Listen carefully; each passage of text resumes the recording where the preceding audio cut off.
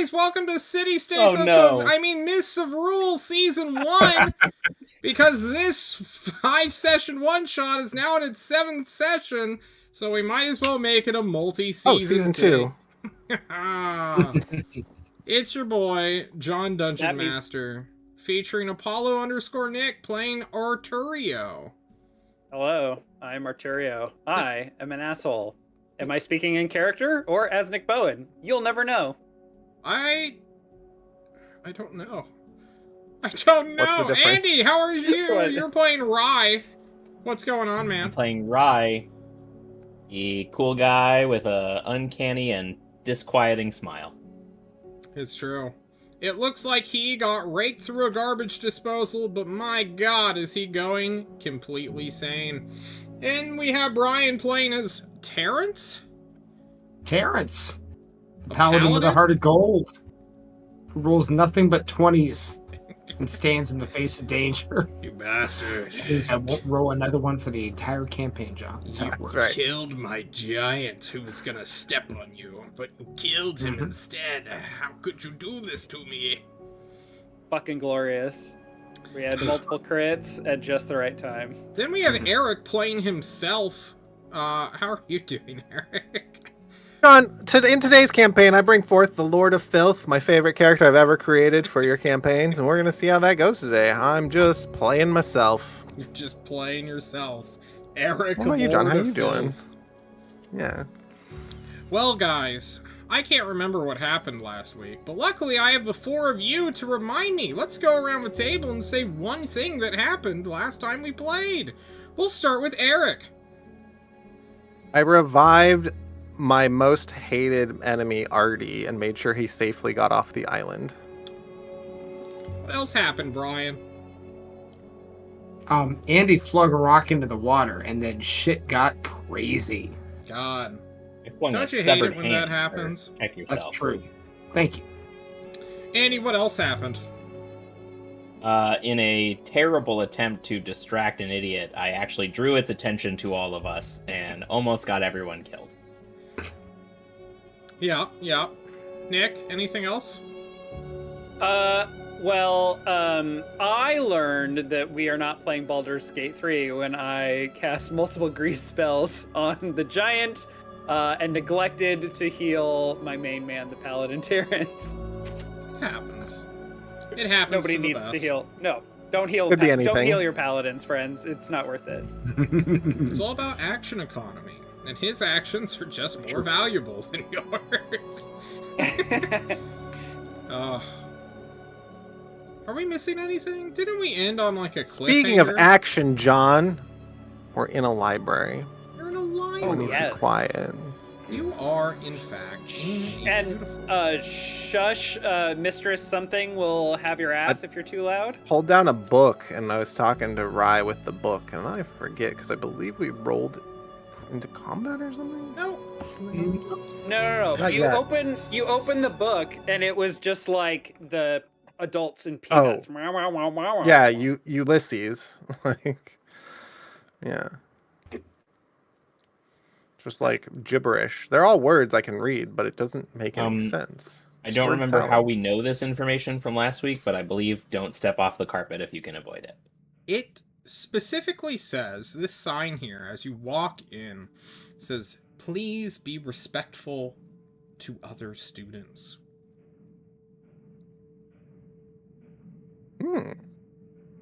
Wasn't there like an engraving on the chest or something that said stay on the carpet?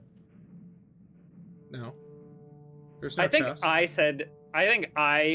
someone said stay on the carpet, and I went, yeah, there's squeaky fucking floorboards. That's right. And if you don't know where they are, you're going to make noise, and that is rude and disruptive. And you might get us thrown out. And then I went, oh wait, why? How did we get surround here? the party as John speaks over Apollo Nick to get us into session properly. I believe Ramul is holding a tome that he took out of place, which is filled with nature and bullshit, or maybe that's Rye I'm thinking of. I can't remember. One of you is I helped sharing move a it book. with. Yeah. I mage handed it to Rimmel. Indeed. 2 great big metal knights look at you all. They are quite large. But they aren't moving, they're not tracking you, and Ramul takes a hesitant step forward and might see, just on the edge of his periphery there, the hints of another. Party. The floor is yours. When I say stop, I will ask you to please stop.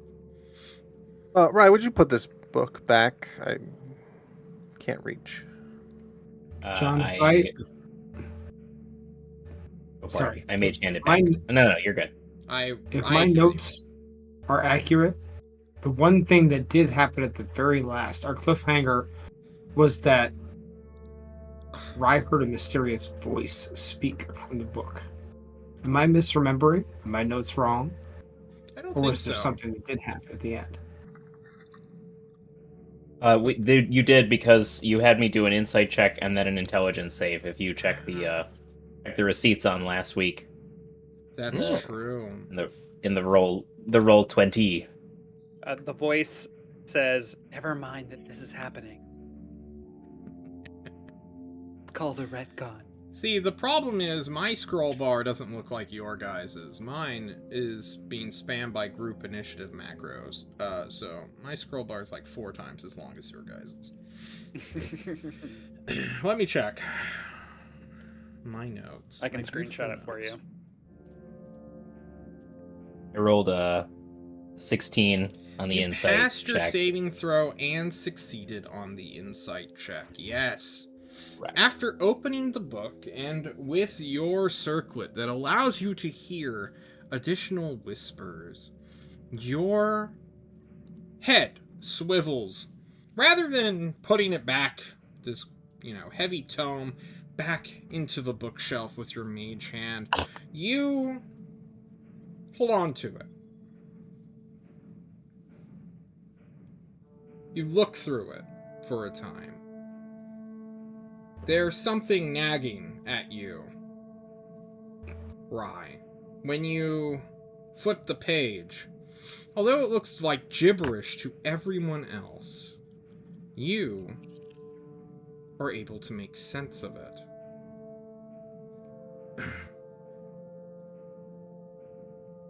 What do you know about the Tree of Life, Rye? Yggdrasil, the roots that bind the universe? If that's what you believe it is, yeah. Actually, since I was raised in an affluent house, but then fucked off, I would imagine that he's familiar with different Tree of Life myths from different religions. And, that would include Yggdrasil and various other plant myth metaphors. You're a weird plant guy, for sure. Yeah, well, I like, I've stolen the mature rosebush in my time. Uh-huh. If you catch my drift, if you know what I mean. Yeah. This book is enrapturing to you. Ooh. You and your companions are beginning to step forward, but you find yourself locked in place as you read about the Tree of Life. Party, Rye is not moving. He is locked into what appears to be gibberish for you all. Like he's speaking? Is it like I'm speaking in tongues to them? You're not speaking in tongues. You're just not speaking. I'm like locked into a book that they can't make sense of. Uh-huh. Bro. Hey, bro, what do you got there? Rye, you are unable to hear him as you continue to read more and more about this. What are you doing, Step Bro? Tree of Life to them that hold fast. Okay, sorry. I step out of the way. Yeah, I don't know. He just keeps reading the book. If you don't give me more context, John, I'm going to sing Sunday school songs about the Tree of Life. So. You can begin to sing whenever you wish. I'm currently catching up on my homework that I failed to get done over the past week.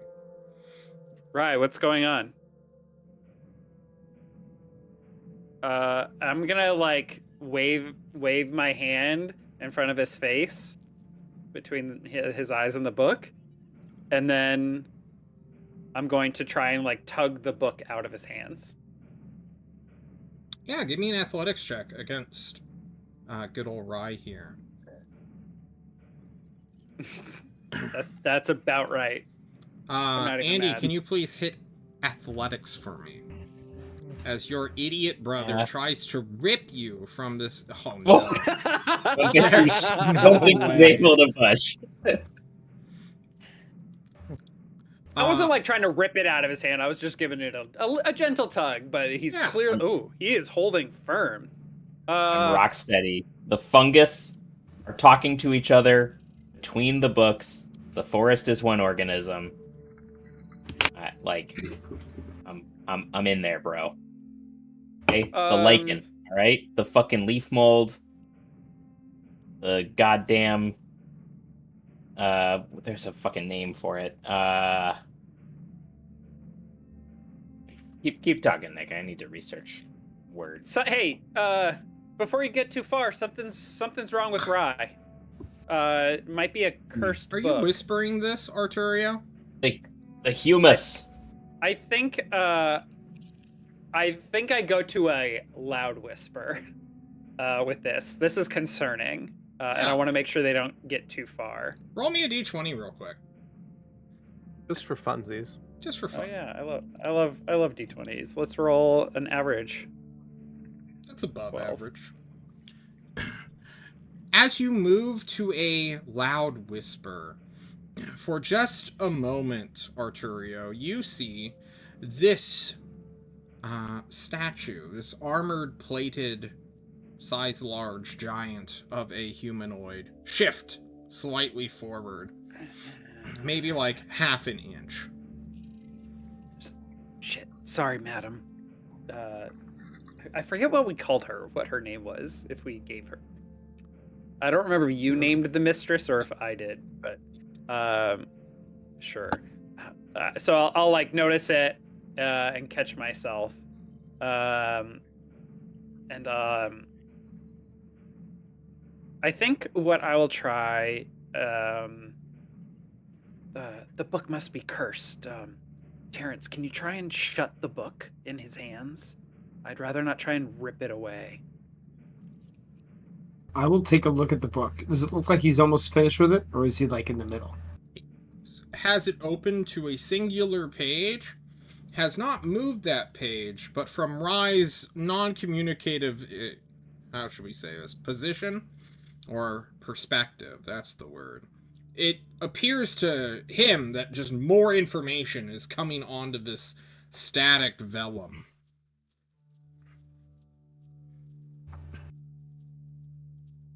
I will attempt to turn the page. You turned the page. And Rye, a couple of things happen. First of all, you have passed your intelligence saving throw, meaning you are going to get a small bit of lore dump whenever you want me to, honestly. Just tell you all sorts of things about this tree of life.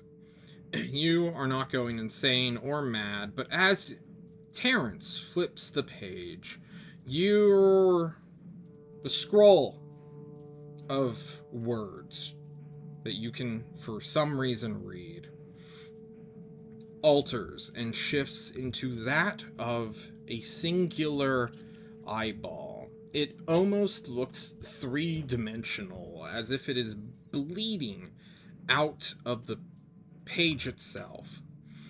Somewhat like an emoticon rather than an emoji to, all those Zoomers out there. The eye itself is made out of several dozen, if not hundreds, of these separate letters that have been handwritten with a God, it must be a void black ink. What do you do, Rai, as you're suddenly staring eye to eye with something you, and only you, are comprehending right now? I nod my head and say, "Sup." Fearlessly, you say sup. We lost you there for a moment. You show some respect, brother. I'm talking to somebody. Rai, you look up. I do like a I'm on the phone. I'm on the phone. That moment. And I'll like look behind my shoulder. Of registering Arturio.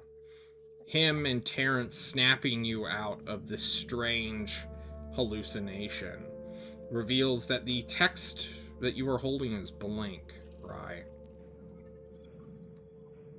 To Arturio and Terrence, it looks like it is still filled with letters, but you know this book to be lacking the presence that you have acknowledged and how it has acknowledged you.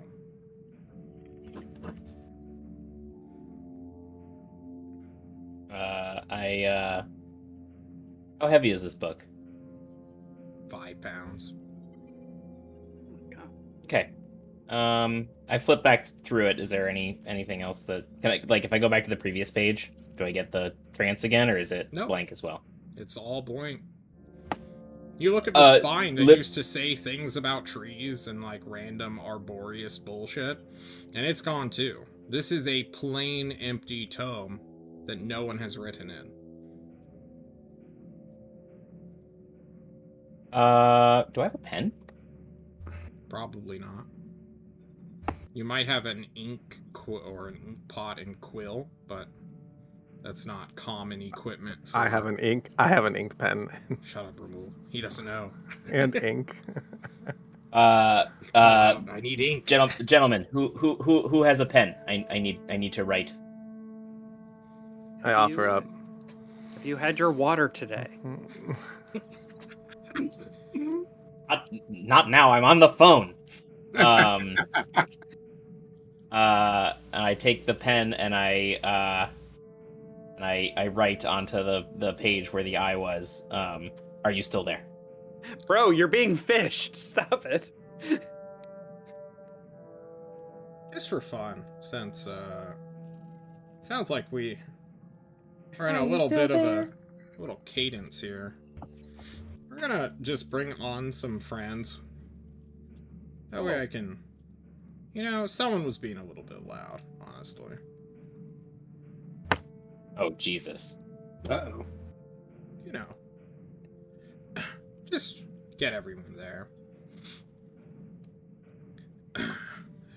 Rai, as you write in the book, you will first find that the page itself is hydrophobic. The ink that you hastily put inside of a ink quill, you quickly write on it. You're balancing a book in your arm, an ink pot in your hand. You have a quill in your other hand, and you're like, "Quiet, Arturio, you son of a bitch!"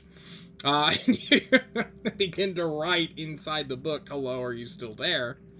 And your 3 companions look and see that the statues have fully shifted at least a step forward each. You will find that the ink drips down the page, not being absorbed. Okay.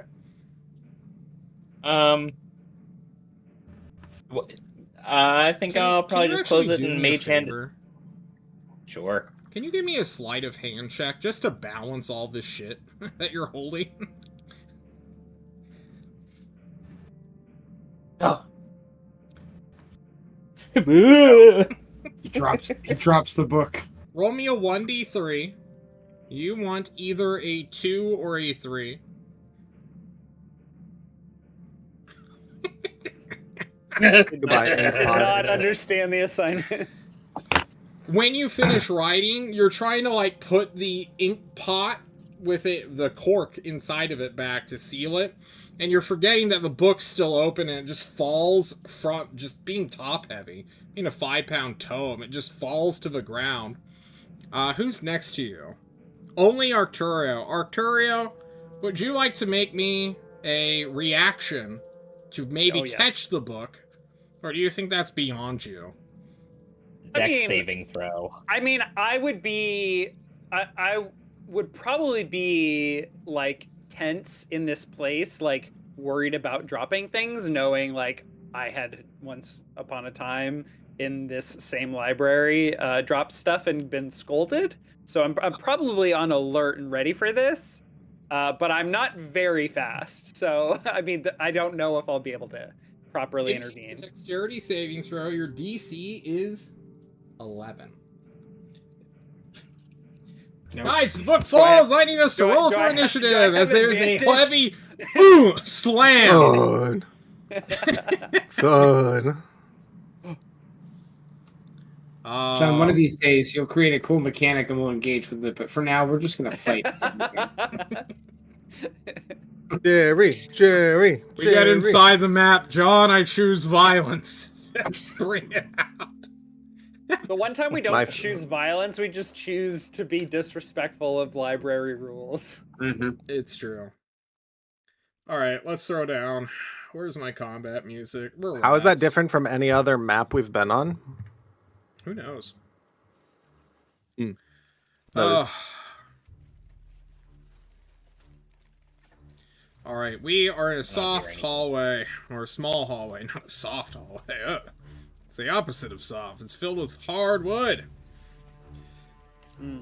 Alrighty. Who is first to act? My animated armor's first to act. Oh my god, he's size large. He moves forward to Rye, who just dropped a book like an asshole, and goes to slap you in the face. It's gonna make 2 slamming attacks at you. Rye, suffer! Oh, it's automatically rolling damage for some reason. Why? You missed both. It missed both times. That's fine. Terrence, oh, you don't know what's before you, but you see that this animated armor is about to kick your ass. What do? I'm gonna pray that Ramul can hold the front side. Oh, as you close. Okay. I'm gonna move. I'm gonna move to this position here, and we're gonna try to slap this man down here at the bottom. Okay. Terrence, why are you moonwalking towards the armor? There we go. It just took me a moment to turn around. And I will swing with my Flame Tongue Scimitar with an 8. An 8 is 10 off its AC. Oh my goodness. Then I'm going to engage in the fact that I'm now level 5 and I have extra attack, John. Oh my god. I'm going to swing again. That will clear. This time I believe I connect. You do. Alright, I will roll 9 damage, 4 slashing, and 5 fire. It will all go through. Lovely, and then I'm going to use my bonus action to try to shove this guy out of the way due to the fact that I'm a shield master. Okay. It will try to resist you. It will critically succeed on whatever you roll. Nice. It doesn't move then. It stands its ground. That can I move on? Will be my turn. Right. I catapult the book at the suit of armor. Okay. Proud of you, Andy. Please click the cast spell. It. What level? Huh? First. Yeah. Cast at what level? My level 5? 3? What's my spell level? Spell, I don't know. It's first. Oh. Yeah. Okay. Perfect. It does not have a high DC or saving throw, and it's going to suffer the full 16 bludgeoning damage. Whoa. As this book acts like a brick and just slams straight into it. If you want the spell description, there it is. Anything else, Ryan? Bonus action movement? Yeah. My... There's no way for me to get around the party to over here without stepping off the carpet, right? appears to be the case. Can I vault Arturio? No. You can move through your ally space going half speed. So this would take you 20 feet. Oh, I got 30. Okay. Yeah, that's where you want to be? You can bonus action disengage and go there. Yep. Okay. That's what I'm doing. That's what you do. Perfect. 20, 30. I can't protect you from there, Rye. Rye will never. Oh, learn. I can have all my damage now. I got the uncanny uncomfortable dodge. Well, Nice. you might, but let's find out if Arturio can. Arturio 2 slam attacks are gonna come straight for you. You ready? Yeah, roll them one at a time for me, please. I will critically miss you and roll a minimum damage. Okay. And then a 15. I'll take 6 damage. Okay. Oh, that's -6. I'll take most of that back. All right. And then the other animated armor will go. We'll get between Rye and Ramul.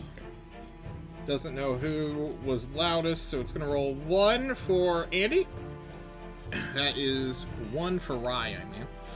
2 slam attacks coming for you, Rye, for a 15. Yes. And a 14. Yes. They could be rolling a little bit better, I do admit. Ramul, it's your turn.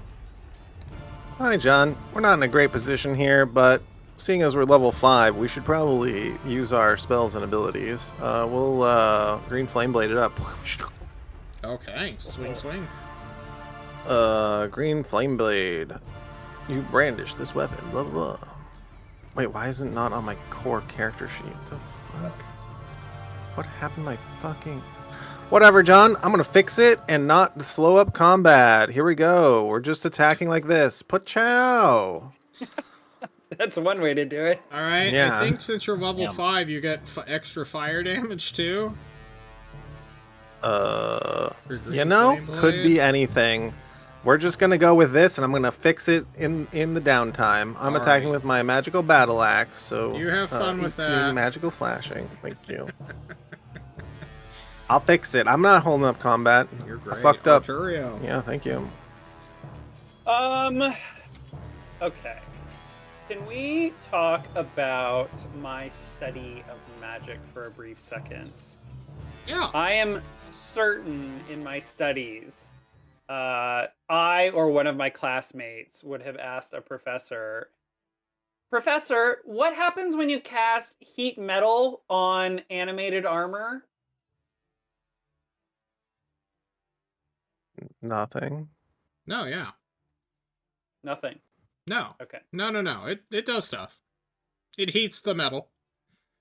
Uh-huh. Oh, that's true. Yeah.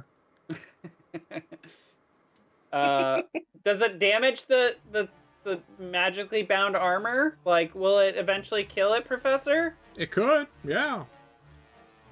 Have you ever tried it? No.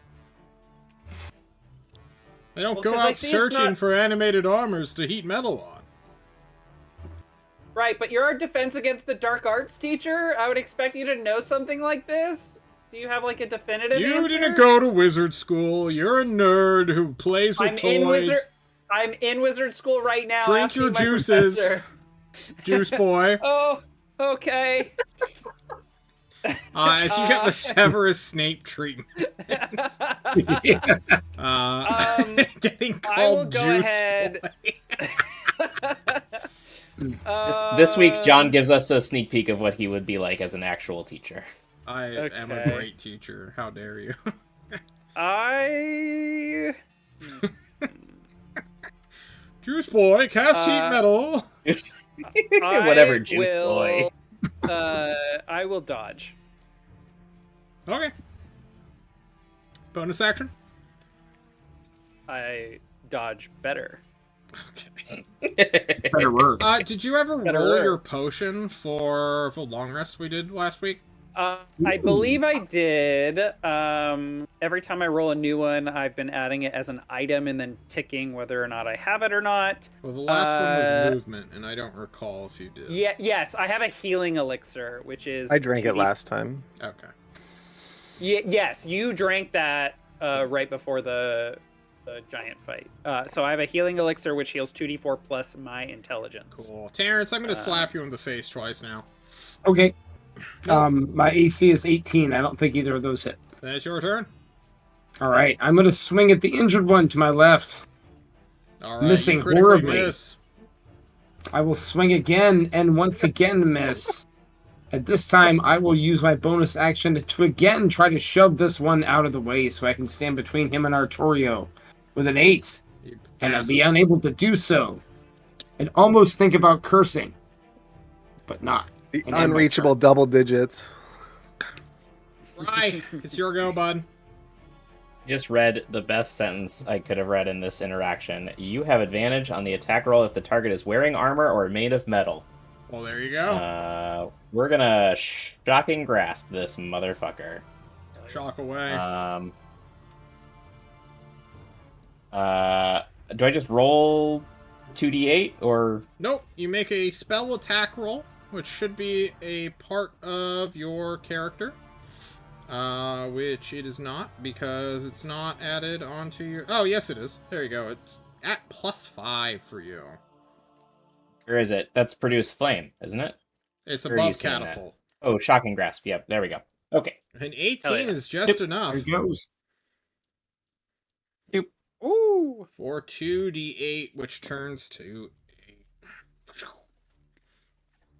It looks quite badly shocked as you watch the magic that animates this armor flicker and flare. Anything else, Sarai? Yeah. I am going to... I'm going to disengage and move down here a little bit. Sounds good. The animated armor is good to go. All the way to the This animated armor is still trained on Arturio, even as he breakdances. Alright, Arturio, this is at disadvantage. Or an 8, and then a 10. Unfortunate. For me.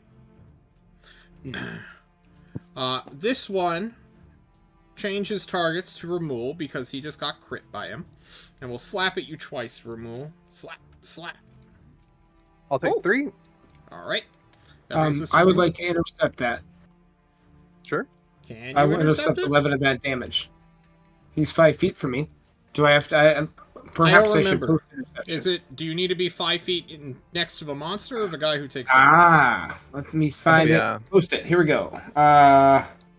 Target you can see hits a target other than you within 5 feet of you with an attack. Perfect. So, I think that counts, right? It counts. Yep. I didn't remember. Does. Too bad I was not smart to use it for Arturio. Sorry about that. I'll get you on the next one. John, spatial reasoning doesn't matter in D&D. True. John, we're swinging again, and now I've read, and I get 1d8 plus my modifier. Ooh. Good God. +4? Fire? And that is enough to bring down the first armor, scattering its pieces all over the floor. Thank you. Anything else? That's me. I was just chilling. Artie. I will disengage. Okay. And I will slap our dwarven companion's ass and say, "Get in there, buddy." Okay. The animated armor fighting Terrence continues to fight Terrence. Slam, slam. No dice. He's having a bad day. He's too large for this library. Terrence. Swing number 1 at the injured animated armor for an 8.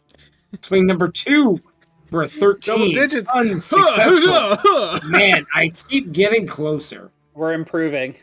And forever struggle. I'm not even going to try and shove him. I'm just going to stand there. No bonus action. You shove yourself. Yep. Rye, that brings us to you. Yeah, I'm dashing back to this location. When this armor fell, did it like fall to pieces? Like, do all the separate pieces of the armor sort of like clatter about? Yep. It'd be super cool. loud.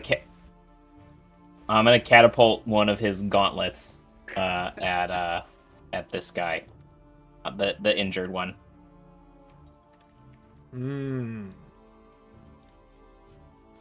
Andy, are you aware that you have like only so many spells per day? Oh, is that catapult is a spells per day, not a cantrip. Gotcha. Never mind. As a general I'm just gonna knock an arrow and just shoot an arrow at this motherfucker.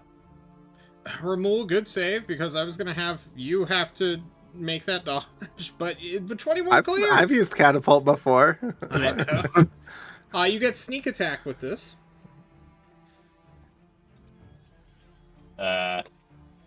Is that little? I believe it's 2d6 now for you. Oh, I see it. Sneak. I want to let me click. 3d6. Oh, there we go. Sneak. It's 3d6. Jesus. 20 damage, piercing or not, is enough to strike it down. It's struck. Motherfucker. You strike it. Unlike the great big armor that exploded outward, this one sort of slumps to the ground. As though, what was his name? Alphonse Elric? As if he just died. Oh! That is so sad. That hurts. Alright, this guy will fight Terrence because he can't reach Ramul from where he's at. He will strike at you, Terrence. Hey, 18? 18 will hit. I will take 3 damage. You feel great after being slapped. Oh, that brings us to Ramul. Ramul? Now we're busting out all the warlock tricks today. We're blasting time. Ciao. Ciao. And then another beam. Ciao. Oh my god. I'm cheating, so apparently. hot. 11. Okay. And then I will step up. Okay. That's right, bitch. What you gonna do? Arturio. All right, that's me. Poison spray him. Surely it'll work. He's in poison spray range. You're at the edge of the range. Absolutely 20 feet. Not. I will cast. Absolutely not. Absolutely nothing. Reach the library. It's almost as if my GM is bullying me because I chose to play an artificer. You're bullying yourself. Yeah, come on. Quit victim blaming. My dog just groaned. Oh, you have a crossbow? He knows. Yeah, but who the fuck uses that anymore once I have actual spells? Do you? I pass. Go on. Arturio, what do you do? I pass. You do Pass nothing? the turn, You just I stand pass. there? What are you doing? For the third time. I All right. pass. That brings us to Passes you, gas, Terrence. All right.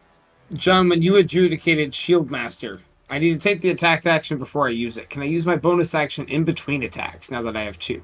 Yeah, we Or went do I have over to wait till my... Okay. I was not sure. So I'm going to swing my first one. I'm going to miss. Then I'm going to attempt to bonus action shove him prone in the hope of gaining advantage. Yeah. With a 9 on my athletics check. He's going to critically Failing succeed. horribly. Swing a second time, but this time, Yeah. finally connect. Ooh. And I That do a lot is of damage. 2 more than what you needed. You strike him down. And then, with my reaction, I once again try to shove him prone because he's already prone and feel like I succeeded. And then I end my turn. Yeah.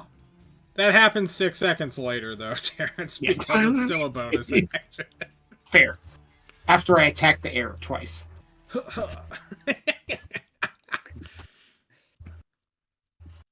You've done it. You've all survived quite easily against these animated armors. Look how far you guys have come. Before, that might have been a deadly encounter, but now that was trivial. Surely there's not 30 more inside this dungeon. I about face and kind of get in my brother's face. What the hell was that? You go completely comatose on us for a minute, then start writing on one of the library's texts, defacing it, and then you just fucking drop the book. What the hell? I tap Arturio on the shoulder until he turns around to face me, and then I go,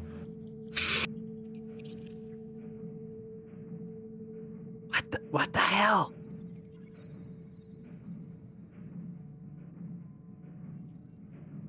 You have nothing to say for yourself? Forrest had something to say. You interrupted.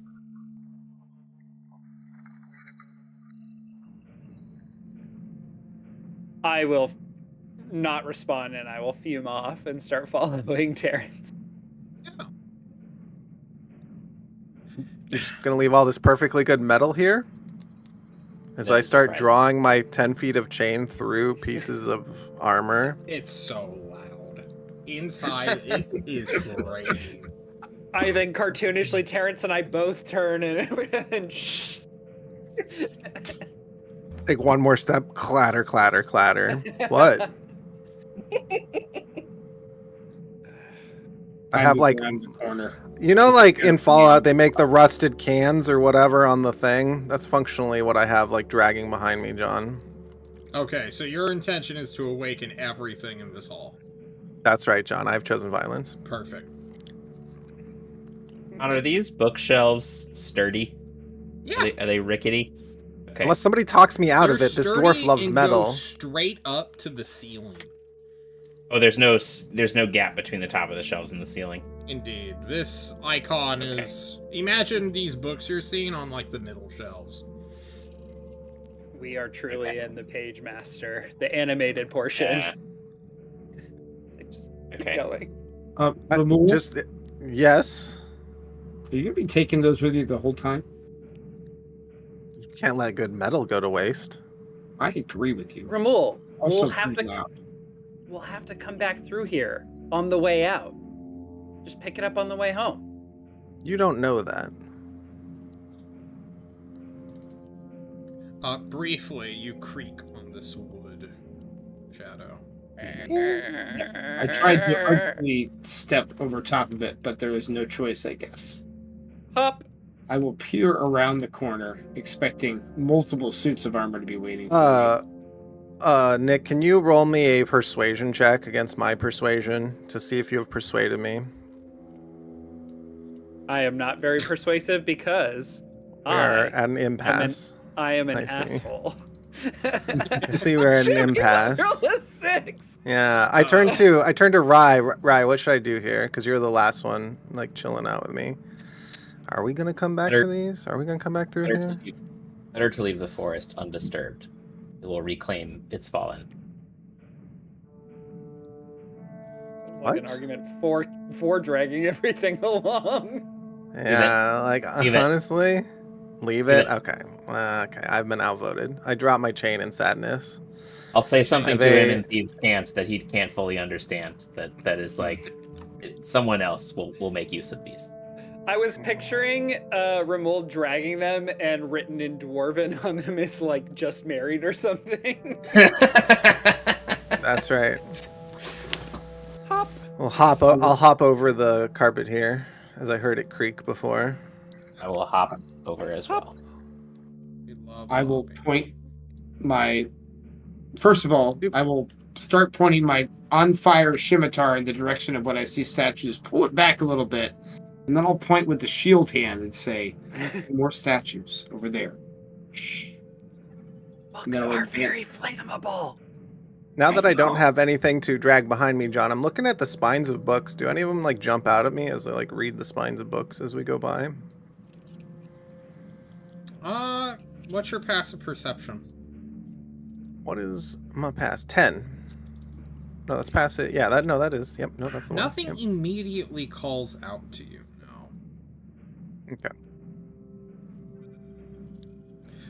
Rye Basically is the like running first my to hand. see it. Like, Rye, you see a stretch of creaky ass wood that directly across is a fox statue, much like the one you remembered seeing inside the Minotaur maze. However, unlike that one, which had glowing fucking gemstone eyes, this one has, sitting upon its back, a somewhat sizable orb that is glowing with a faint yellow light. I will follow my brother and be like, "What the hell are you?" Also, there's a big ass statue right beside you.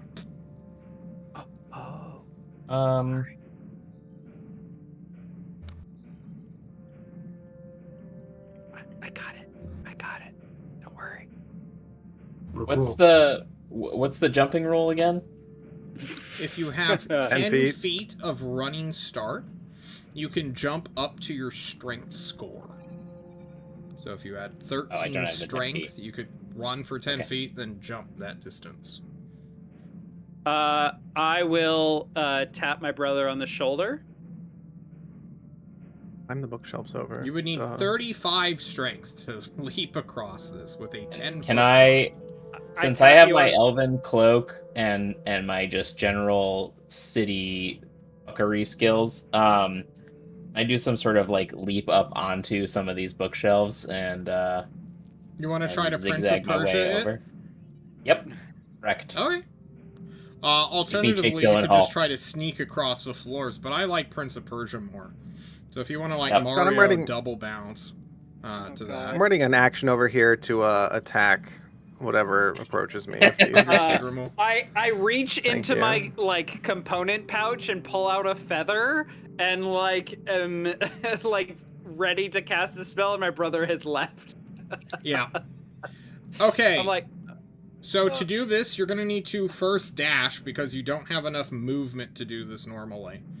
Do you use your bonus action or action to do this? No, I use my bonus action to dash. Okay, cool. I suppose this is going to be an acrobatics check as you push Arturio back so that you can first leap here, jump here, jump here, jump here, and then land softly. So it's going to be an acrobatics check just to avoid the floor, and then I'm going to have you do a stealth check to quietly land. All right. Do you have advantage on stealth checks? On all dexterity checks? No. I have advantage on dexterity checks. For what? Elven Cloak. Sure. Yeah, it just says dexterity parentheses stealth. Yeah, but you can just not... You can just not read the parenthetical, okay? That's how the English language works, so it just says stealth checks. And dexterity checks. Jeremy Crawford let's see your acrobatics first. Which one? Acrobatics. Oh. Okay. A little clumsy. Is there any reason you have 17. advantage? Yeah, because I can see the fucking forest through the trees, through the eyeball of text in the words of this library. Hey, John, can I give him advantage? How are you helping him? I cast Levitate on him. Alright, well, he doesn't need to make the check if you're doing Levitate on him. He's just levitating now and can pull himself across. He, like, pushes off and he, like, goes flying at the bookcase way faster than he thought he would. Arturio sees the bad roll and says, I'll step in, as I'm, like, fumbling the first bounce. I think it's literally you jump, you slam into the bookcase as Arturio slaps your leg and casts the spell. Not Arturio. Rai, you are suddenly weightless. You float as you strike into this. You turn back to your brother, holding onto the bookshelf. You're basically in 0G right now. Yep, I interstellar Cooper in the Tesseract, pull myself along the bookcase. Over to the globe. Can I reach the globe while still floating? Uh-huh. Is it high enough up that I can just grab it while I'm in the air? Mission Impossible style? I think you can Mission Impossible this. I don't see why you couldn't. Alright, then I scoop it and I pull myself back along the bookshelf. Yeah, when you touch this golden orb that is flashing with yellow light.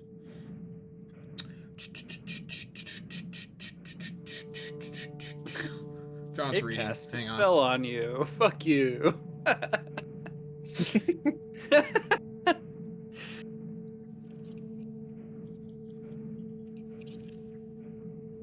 I think so I have the feather in my hand just to like wind it back. I like am reaching out for Rye, and I just barely touch his back with like the tips of my fingers, and the little strand. What Andy would know this. What is each little hair on the feather? What are those each called? Do you know? They're called featherines.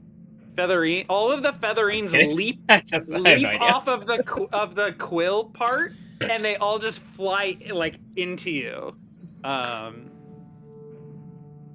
And then you are weightless.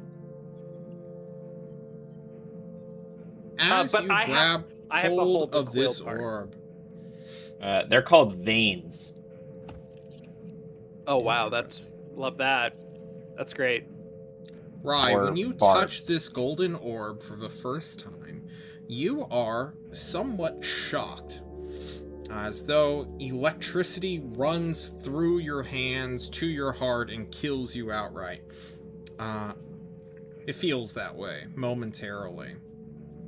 Instead, the magic that this orb is clearly containing has a magnetic-like effect.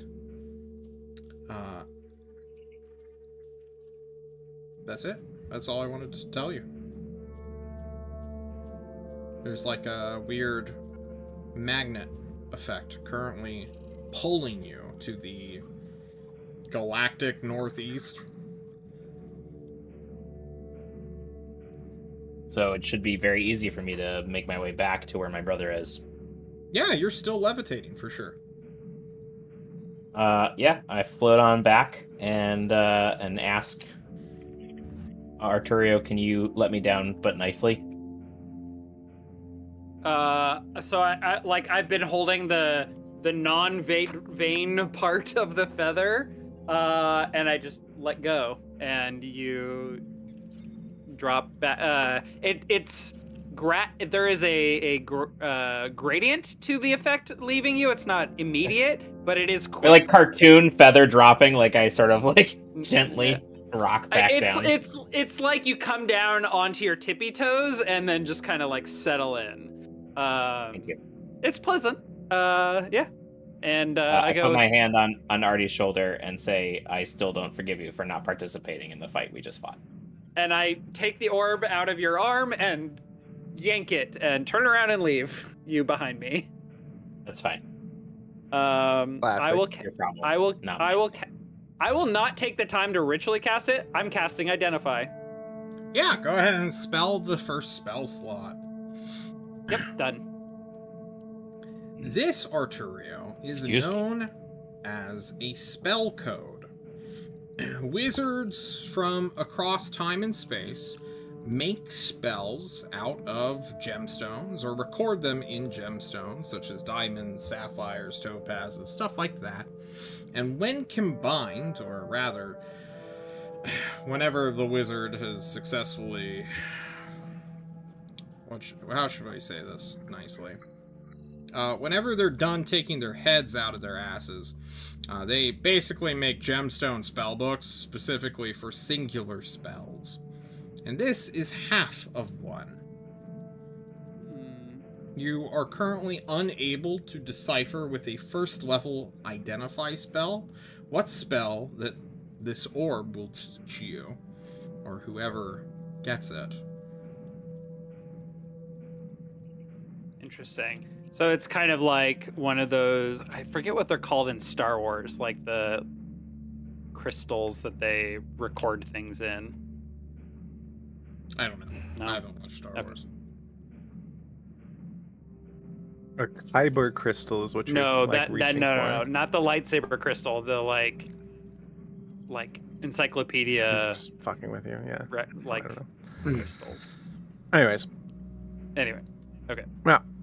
We stride forward. But as soon as I take it, I feel that kind of like magnetic pull to the northeast as well. Mm-hmm. Okay, I'll infer that that's where the other half is sitting. Okay. Okay. John, we see 6 statues in this room here. Sure what do. else do we see? You see several books laid out on the tables, each one either open or closed. You also see 4 chairs on these 4 desks, 2 of which are beaten, bruised, look like they could use some reupholstery to actually be sittable. One even has a spring sticking out of it, making sure whoever sat down would pierce their butt.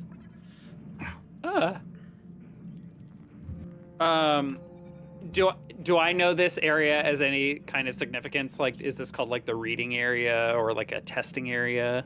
This would be one of those. It's not a testing area. It's almost like a communal work area that people would come to. Specifically, visitors would come to and request books, and then sort of be watched as the books were chained to a table, so no one could just run off with them. Yeah. More worryingly, you see the doors.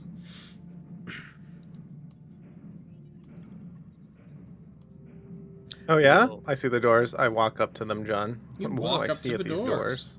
This ornate and red wooden door looks quite heavy, as though it is meant to seal off outsiders from going deeper into whatever sort of library you're in. Put the like back of my hand up to it. Does it like feel hot or anything? To like, I'm not quite touching it, but like, you know, you do this like to see if it's like dangerous or these other things. But it has like a handle and other things. All right, I grab the handle, John. Yeah. You touch Gently, slowly. Try to turn it to open the door. it. You try to turn this great big door handle.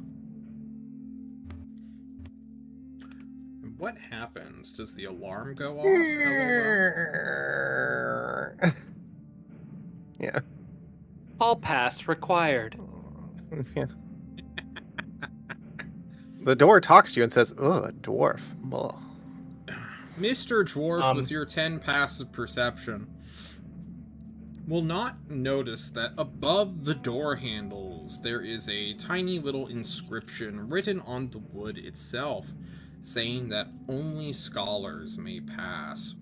And you are definitely not a scholar, so when you slam your hand into the door and start wriggling around as loudly as you can, no, just disregarding how you described what you did to me.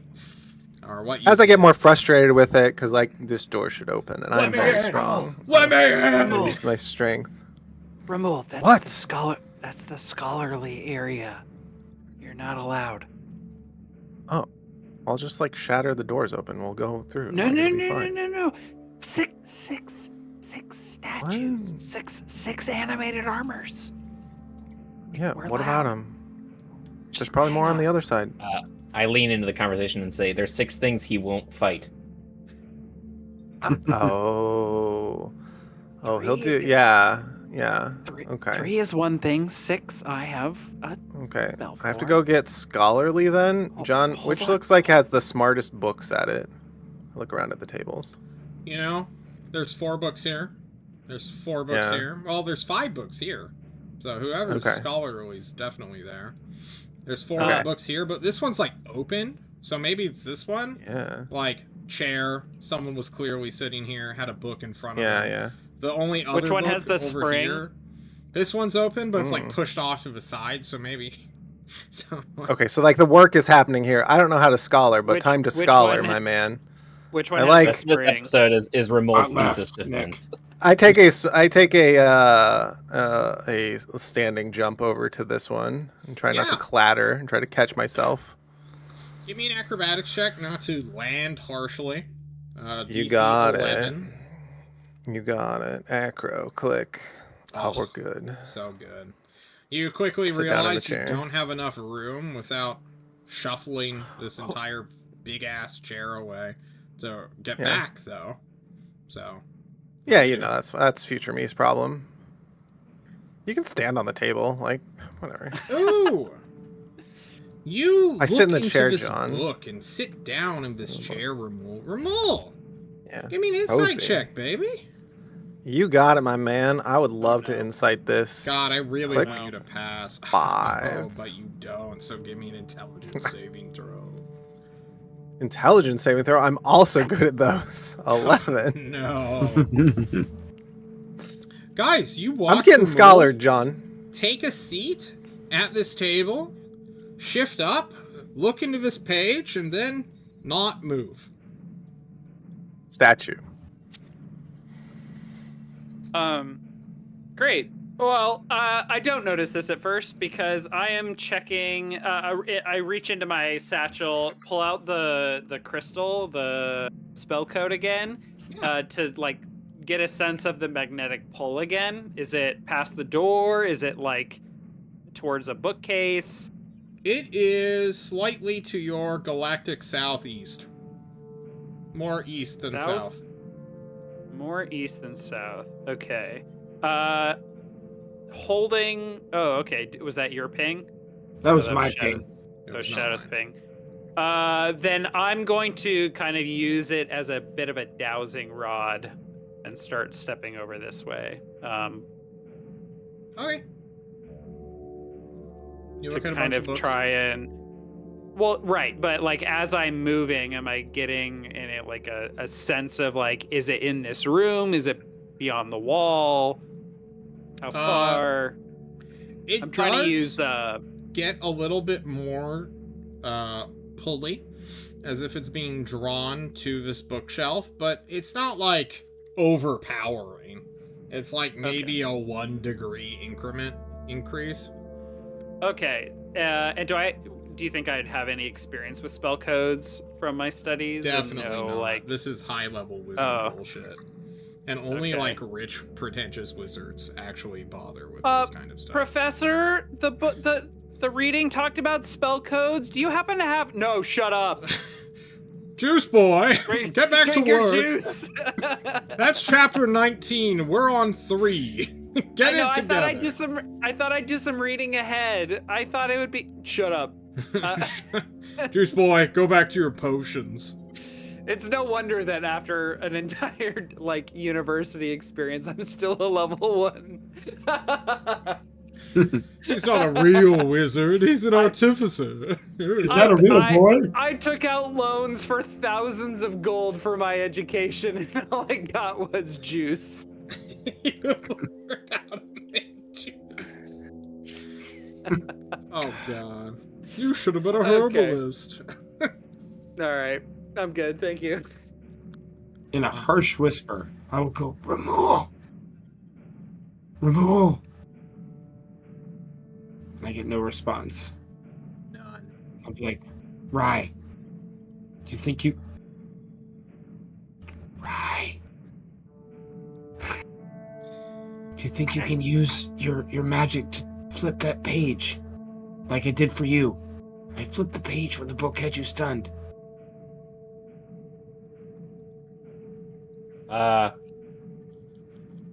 John, I don't know if I'm totally listening to parents at this moment. I have been looking at this fork in the road of this carpeting, the only one obvious door, and then the 2 shelves that the carpets lead to. Does my internalized lore dump reveal anything about hidden passages at either end of these carpets?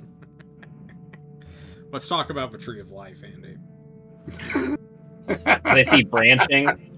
2 roads diverged in a yellow wood. Sorry, I could not travel both. The Tree of Life is both a circle, a spiral, and a fork. Okay? Now, at first you're like, what the fuck does that mean? But you see, the Tree of Life is self-feeding. Like the Ouroboros feeding into itself. The Tree of Life decays and is rejuvenated by its own rot. However, forks, branches are made. These branches splinter out into shards and fragments, which create all forms of life on Earth. Or really, on Eos. Rye, I don't know if you're at the beginning, the end, or you're on a branch of this Tree of Life on your own. But you see a fucking door in your way. And that door looks like it leads to progress.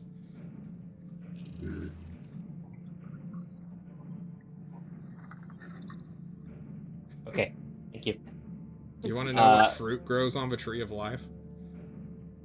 I do want to know the strangling fruit. That this is the line from the book Annihilation that you're about to read to us. No. Oh, okay. Yeah. It's basically an apple with just a nutshell. Supposedly, if you eat it, you gain immortality. Wait, I have a question. Yeah. Sensu bean. Professor, the apple is in a nutshell. Does the apple have seeds in it? Yeah. Like, is it a nutshell and then an apple and then seeds? Yes, that is correct. Wait, it's two nut, but a seed isn't a nut. So the nut, Professor. There's a nutshell. Then there's a fruit, and then there are seeds within that fruit. Professor, our herbology instructor said that seeds are not nuts. If you and eat that I the was fruit but not the seeds, then you will become immortal. Okay. But if you eat the seeds, you'll die. I will. Yeah. Did you eat one? I'm not your professor. I'm the book right now, talking to Rai, who's answering you. Oh. This makes perfect sense. I don't know why you're so... absolutely. He thinks he's having a flashback, but he's actually just arguing with me. I turn back to Terrence. What did you want me to do? You see me with shield out and sword ready, staring back and forth between these two statues of me. Hold on. Really quick, we have Ramul just staring at the book, me having an out-of-body experience in my memories, and Andy having a flashback of his own, and Terrence is like, what the fuck is going on? Shit. I'm trying to defend everybody in their own silent musings of bullshit. I'll turn back softly and be like, Mage hand the page shut. Please. I mage hand to flip the page for Ramul. Yeah, you creep on over so you can see it before you do that. Ramul, suddenly, you blink. It feels like your shoulders have just been full. You've been in, gamer posture for the past, God, I want to say 2-3 minutes. And it's the worst thing a dwarf can feel. Dwarves are not gamers. Absolutely not. Full shrimp. Yeah. Huh. You don't even remember what was in the book that transfixed you. Is this what it's to feel scholarly? I feel more scholarly.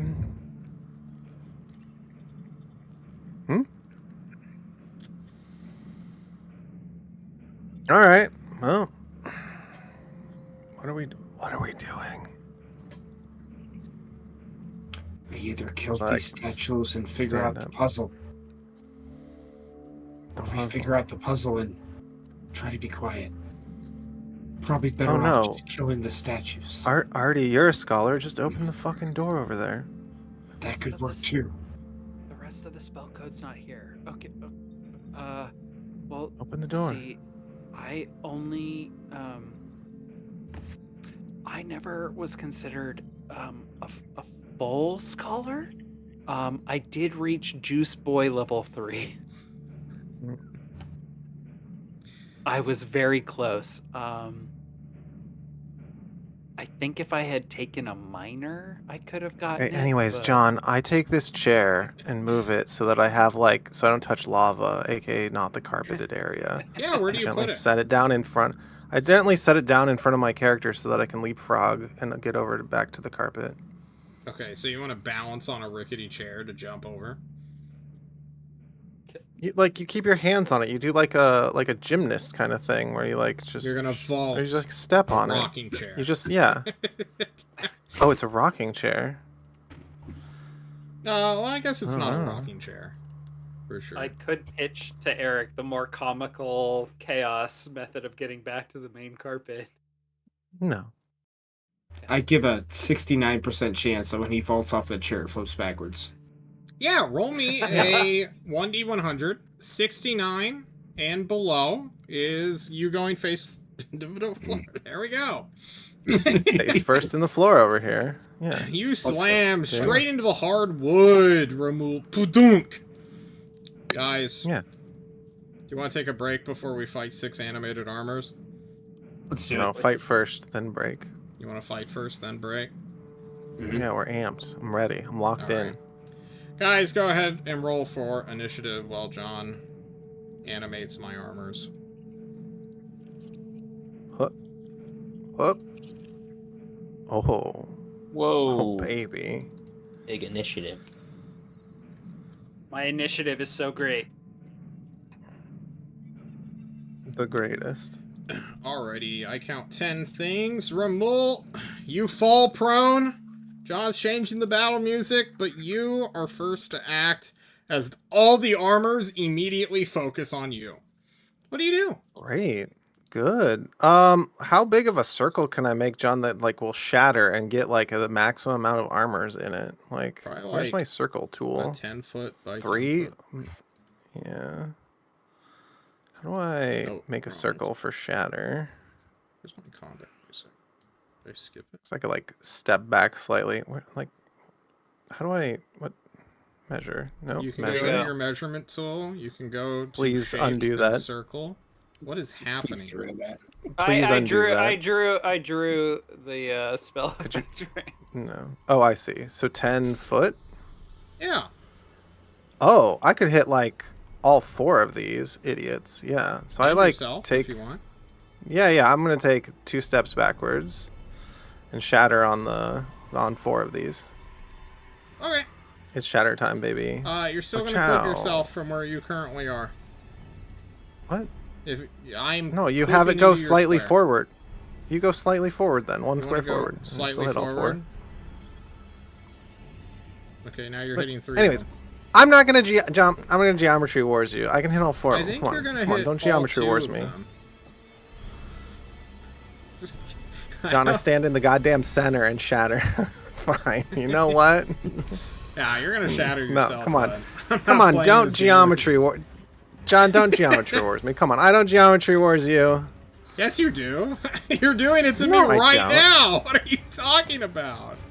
Okay, fine. I will get the Well, tool. John, I'm and gonna I'll do target. this. You know. Like, See, look, how here does this is hit all here 4? here is 4 of them. Here's 4 of them. I have a 10-foot circle right here. You're only clipping 1. How are you guys getting multiple? You're at 11. I'm clipping 4 You're of them. cheating. You're at 11 I'm at feet. 9.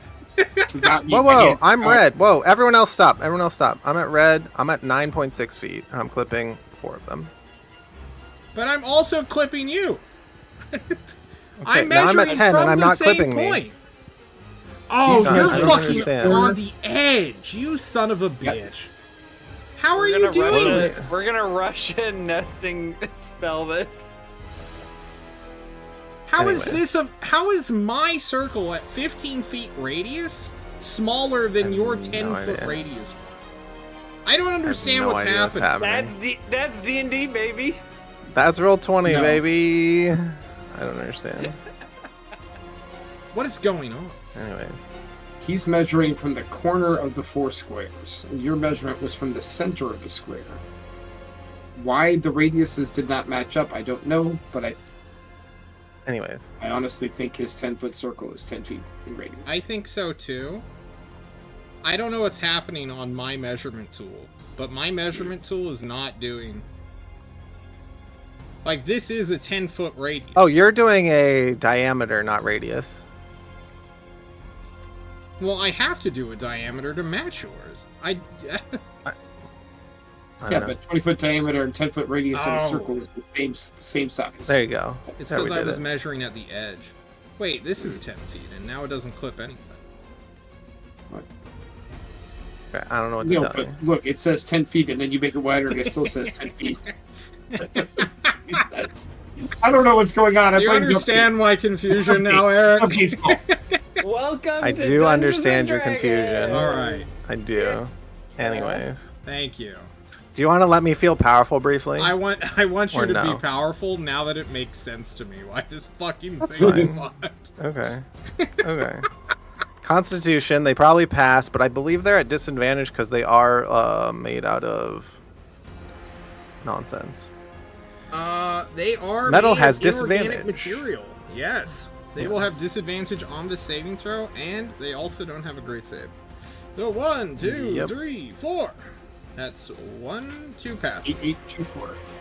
They have Disadvantage, no eight. passes. Disadvantage. True. Then all 4 fail. I already forgot about the disadvantage. I'm so sorry.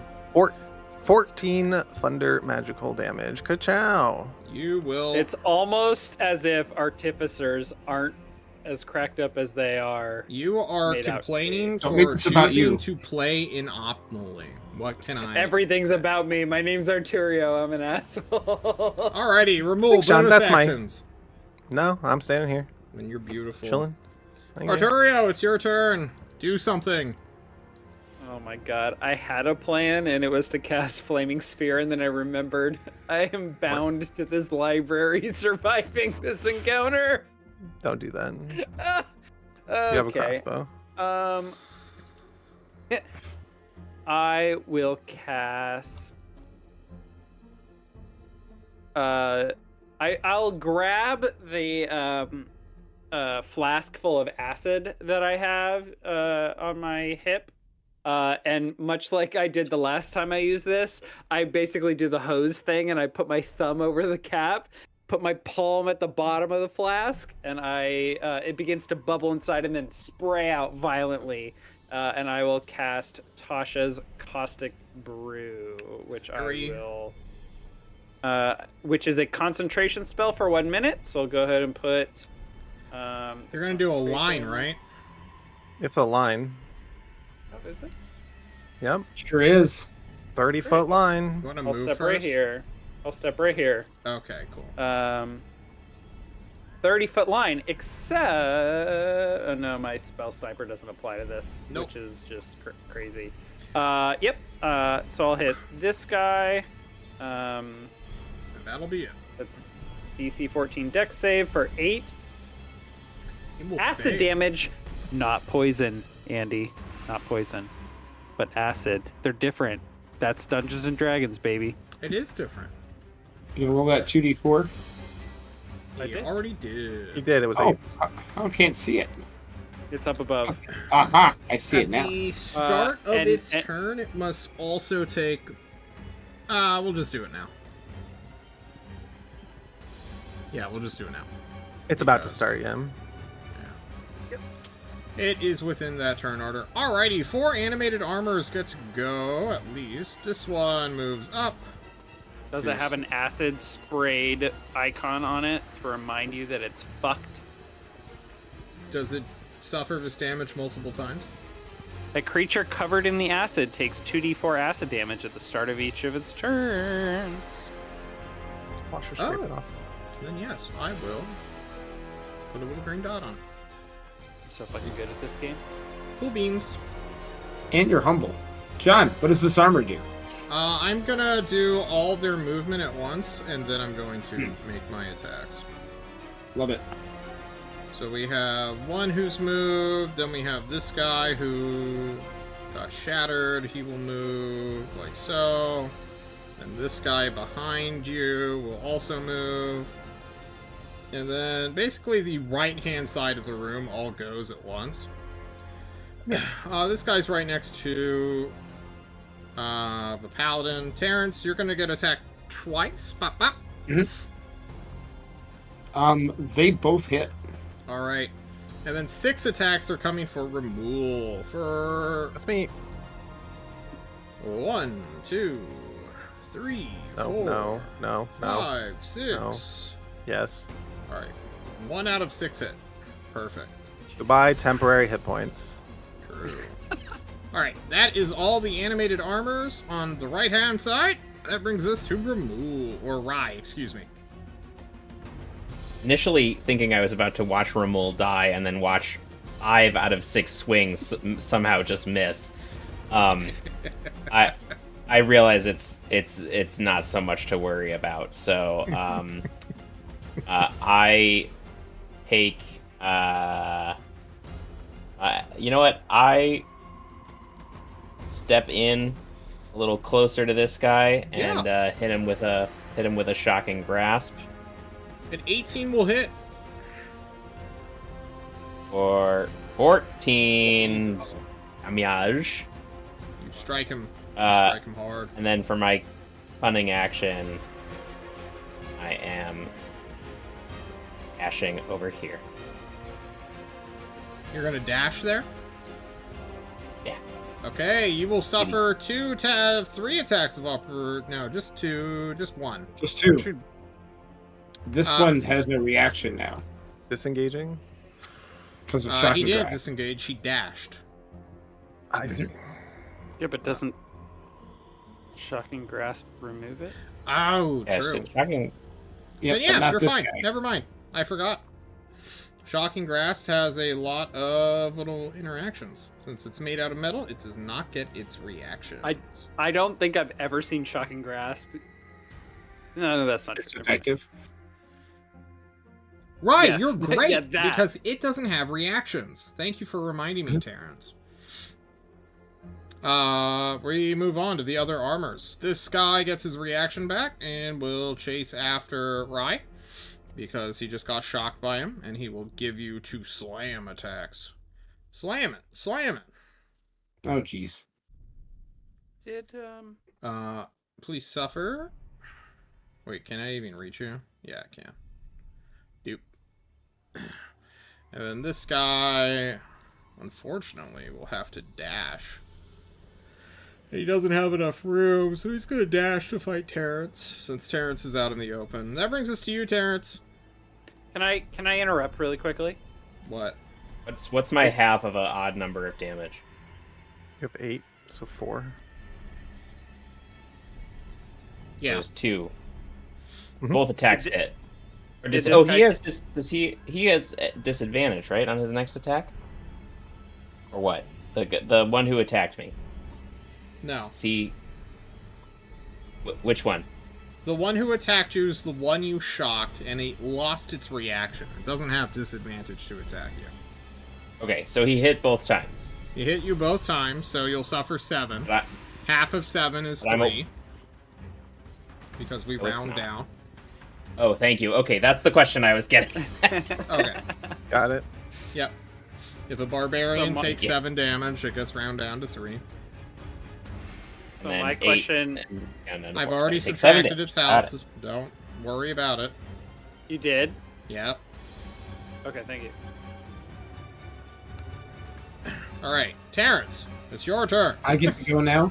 Yes. Alright, I'm going to move 15 feet to here, Okay, which shouldn't take me out of anybody's threatened range. you're good. I'm going to curse loudly in the air because I don't have to be quiet anymore and say, "Why will nobody fight near me?" And then I will bonus action Shield of Faith. Okay. Because Yourself? everybody still fucking runs away from me every time. Now my AC is 20, and with my action, I am going to swing at this one right here, trying to carve a path to Ramul if I can. I'm Swing taking away. 2 attacks. Hit. A 19 will hit for 13 damage. Okay. Alright, and then second attack coming in, 24. That'll definitely hit. And there's another 10 damage. Do I drop him? You drop him. Sweet. I will maintain my position because I'll get opportunity attacks if I move from here. Okay, All right. that's my turn. Cool. And We're I'm now on concentrating Ramul. on Shield of Faith. That's right. I attack the one galactic south of me using green flame blade. Perfect. So click. Oh, baby, he's so good at the game. He's dead. Slash How much R2 damage does the adjacent one D8 take?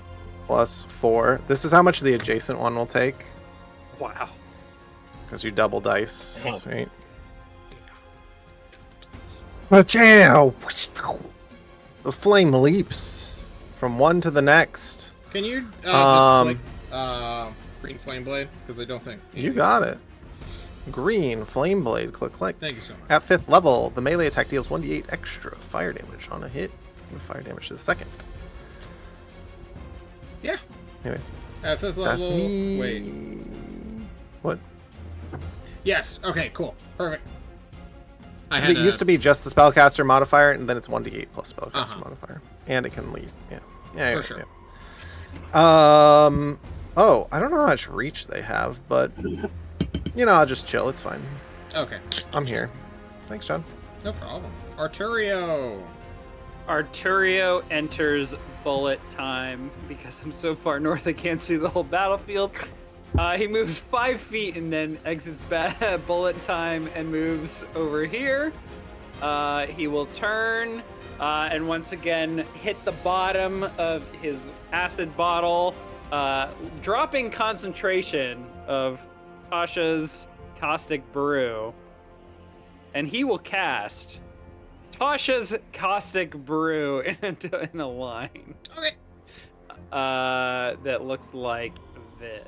Both will that's fail. not a line. That doesn't look like a line. They will both take. Wait, I'm sorry. What's that Hold on one 1 second. coming from? So I, having reached alchemy level 5, I am an alchemical savant. So the following types of spell deal 1 additional. Or no, I'm sorry, it's not 1. It should be 3. Because it's my intelligence modifier. But poison, acid, fire, necrotic, and healing are all increased by my intelligence modifier. So this guy over here should have taken 2 more damage the first time around. And now I will modify this to be 3. So that is a total of 6 acid damage for this spell attack. And now I am once again concentrating. I think. So they both take 6, and then at the start of their turn, they take 2d4 again. I don't believe that's how that spell works. Am I wrong? So, a stream of acid emanates, blah, blah, blah. Each creature must succeed. Or until they use an action to scrape off the acid, they take 2d4 at the start of their turns. Okay. So at the start of the turn is when they're going to take the damage, right? You're absolutely right. I'm Yeah. sorry. I can't read because I didn't actually go to college. It's okay. Went to, you just worked at one for several years. I went to Juice Technical College. The juice bar. It now makes sense that I'm an alchemical. alchemy. It makes sense that I'm an alchemy specialist and nothing else. Whenever you cast, blah, blah, blah, blah, you gain a bonus to 1 roll of the spell. That roll must restore hit points. So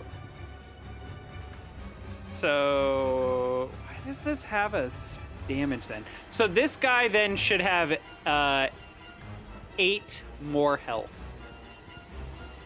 because I think I double dipped on damage. I'm not sure. I'm Moving not right going along. to Do you read wanna- it, though.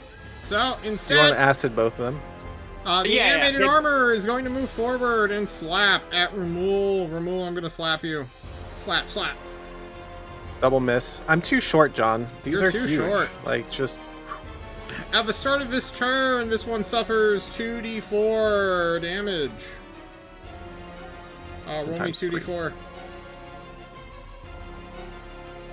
Please stop drawing on the map and start rolling dice. Apollo, thank you. 5. Alrighty, Rye, that brings us to you, bud.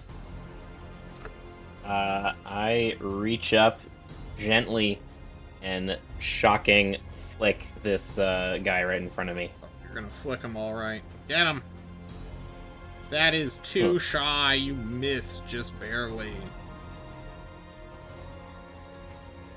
My disengage does come with like a little bit of movement, doesn't it? Nope. It does not. Just get your normal 30 feet of movement further around. Okay. Dash. I just doubles it. disengage and then move back 30 feet. Okay. You're right.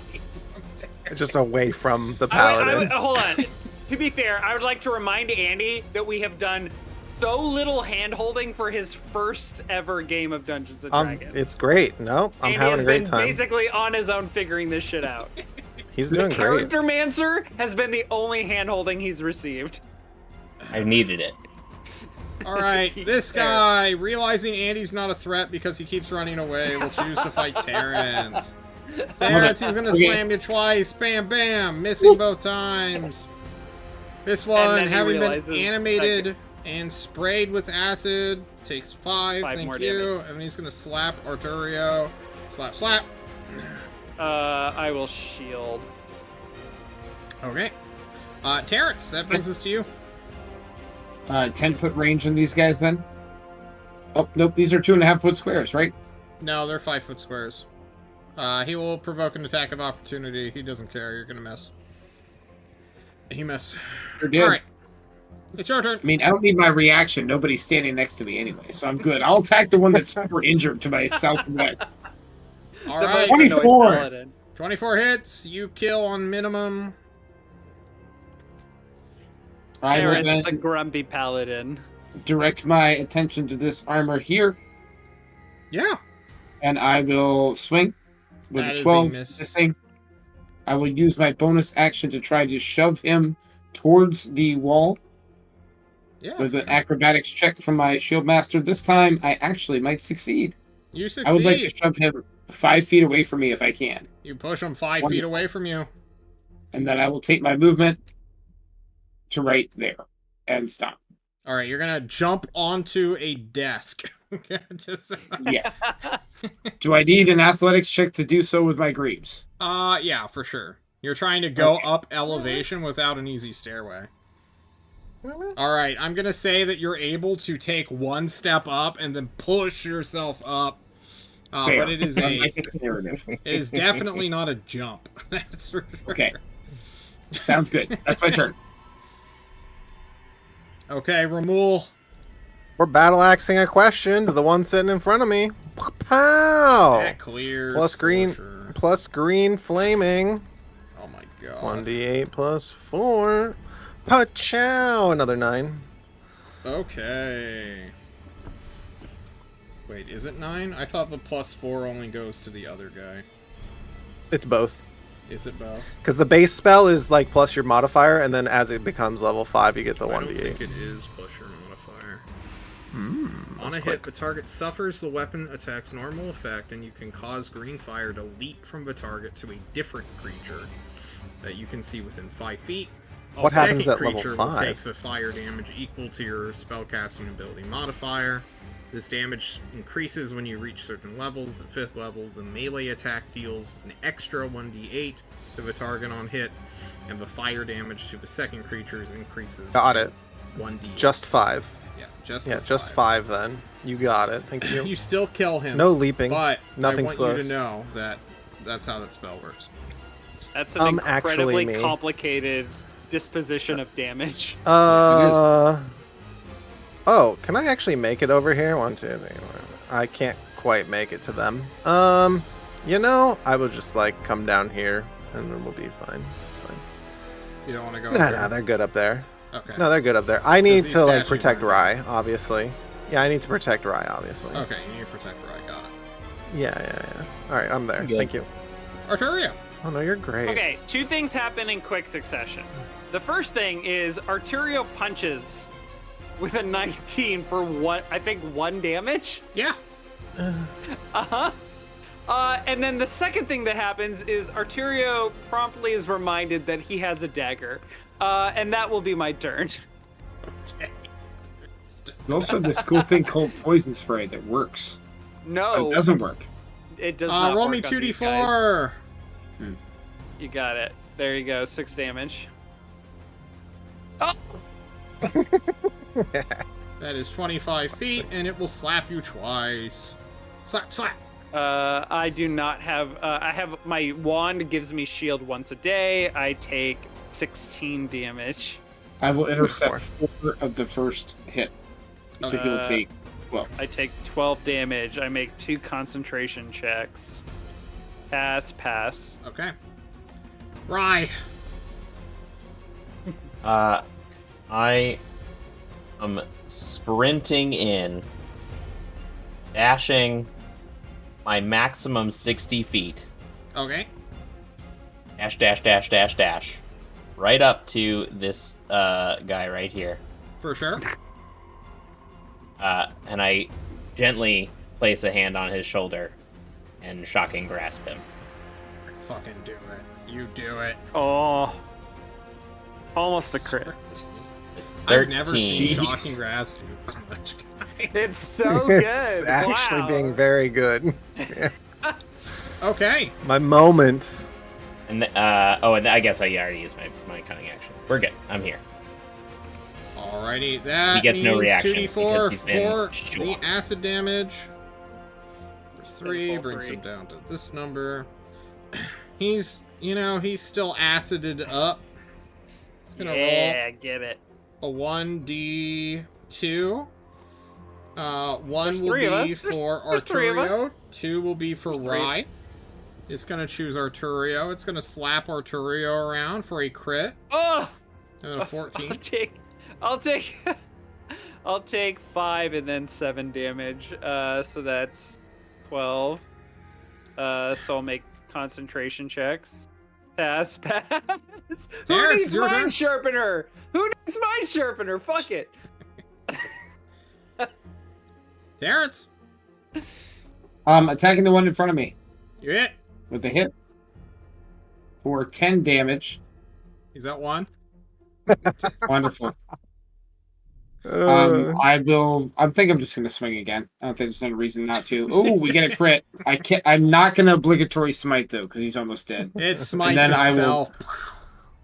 And then I will move 5 feet here, and I will bonus action try to shove this guy away from Arturio. Can you shove a creature you haven't attacked? Yeah. As long as I take the attack action, I can.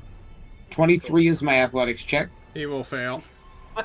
And then I will take a 5-foot step between my mage and this man, and then end my Wow. turn. Ramul. is it prone? Is it It's prone? not. It was push. No, Okay. I'm displacing Yeah. him so I can get Arturio out of the way. Eric, Minimum let me please.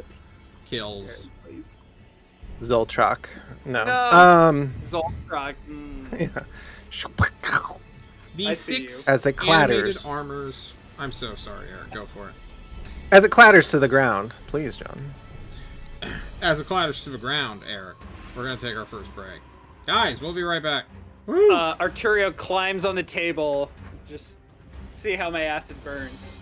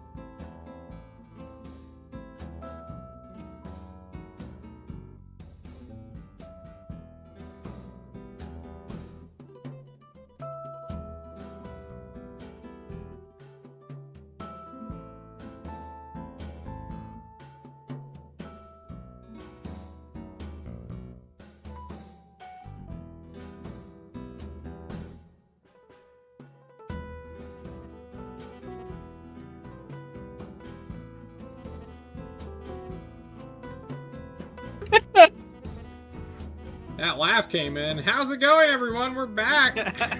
We're back. We are. Party!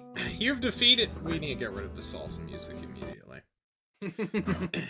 That's not conveying what I want to convey. The animated armors are no longer animated.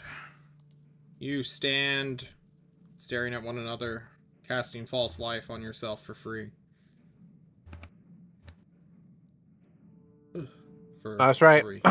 7. Dust myself off. 7, yeah. That wasn't so bad. I look inside some of the suits of armor, John. Is there any inscriptions in the armor, or as it clatters to the ground? There's not.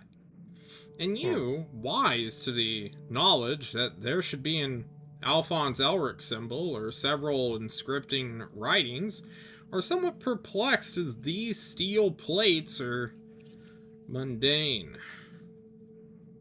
Yeah, the other interesting thing is, like, belongs to, like, you know, when you make armor for somebody, you, like, inscribe their name on it. There's underwear tags that say Sunday, Monday, It says Tuesday. Aldry Veppelmeppel, the hit gnomish brand of underwear. That's right. The Beppel Mappel. Arturio, you hold your injured torso, having been battered, beaten by these entities, constructs. Shield of Faith will slowly fade as the minute ticks away. Unless it's Sure 10 will. minutes long. Even though it's 10 minutes long. But I'll drop concentration, because I'm sure we're investigating here for a minute. I'll go ahead and chug my alchemical elixir for 2d4 plus 3. Okay. Which is a strange healing potion value. You slather goop inside your throat. Oh. I don't like that. Now that I'm, John, I sat down, I studied at a book, and I'm good to go. Does this door open for me now? You touch the door and can't help but feel that you're no less scholarly than you were just a few minutes ago. Weird. I studied for I woke up and I opened forever. Andy walks up and opens it. Yep. What? That's my bro. I knew he should have gone to college. Do you shout that, Arturio? He could have been a juicer like me. You I hear shout. all the animated armors move. That's right. It echoes loudly. Hang on, I'm still activating them. Yep, hold.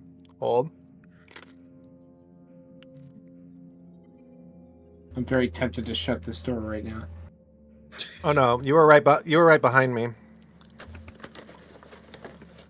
Like, don't move now that we're getting into initiative again. Not an initiative yet. You just need to be reminded of your fucking place. Oh, I see. Okay. You know. There's 26 more animated armors. I will wither you away. Jesus. Plus all the other things. Cantrips can just go and go, right? I can cantrip till the cows come That's home. right. Yeah.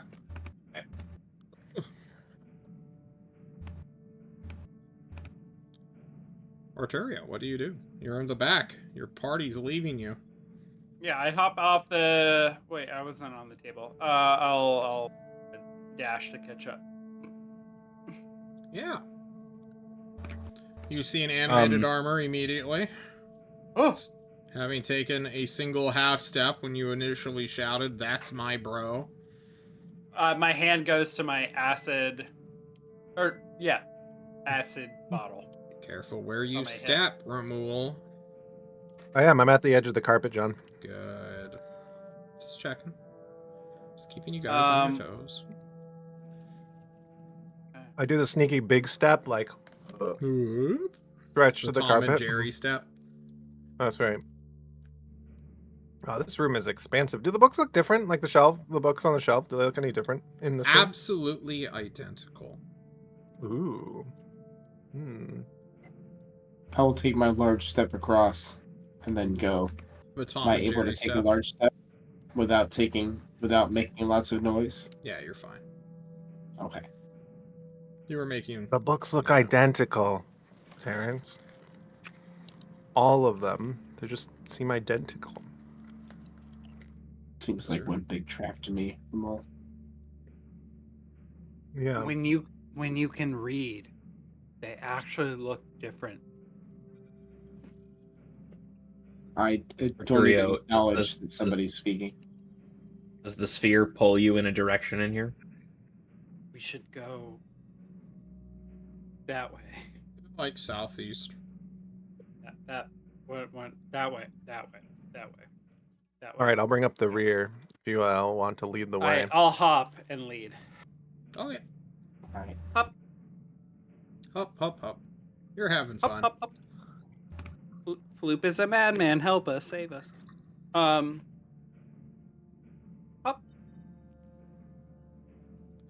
It seems that Rye Keep is an eye on staying Rye over here. behind for some reason. Yeah. I'm holding a ready to action. Got a line on this guy. But they're not fighting yet. They're just aware. Uh-huh. There are more lines. Yeah. Arturio shouted into this room as the door opened. Everything is alert, but nothing is active. Okay. It's like on a pinball table. You have like danger, double danger, then tilt. So. Hop.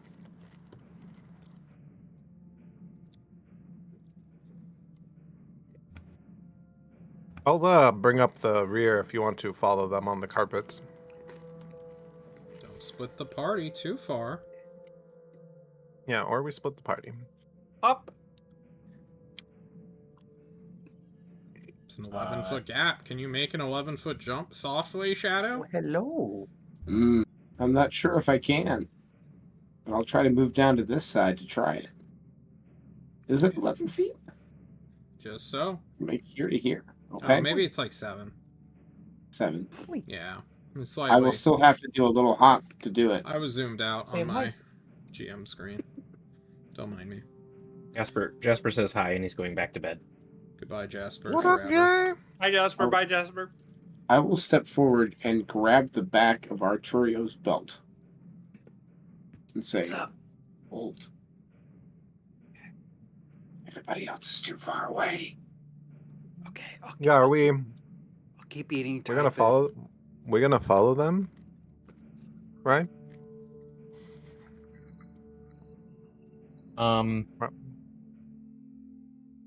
I mean, I can see the edge of a statue back here. There might be another Oh. orb. There are statues everywhere, but also they're investigating like the first orb we found, probably. It might be good to have two. You think? I'm not into that. That whole thinking thing. Orbs, we could have as many orbs. But I already got 2 orbs, so I'm all set. I make this hop. Okay, the party is split. Yeah, I stand as a central piton to balance our team, as it were. All right, well. I can't see, Terrence. Are they coming? It seems they are not. I don't like this. I give a thumbs up to Terrence. I give a thumbs down to Ramul.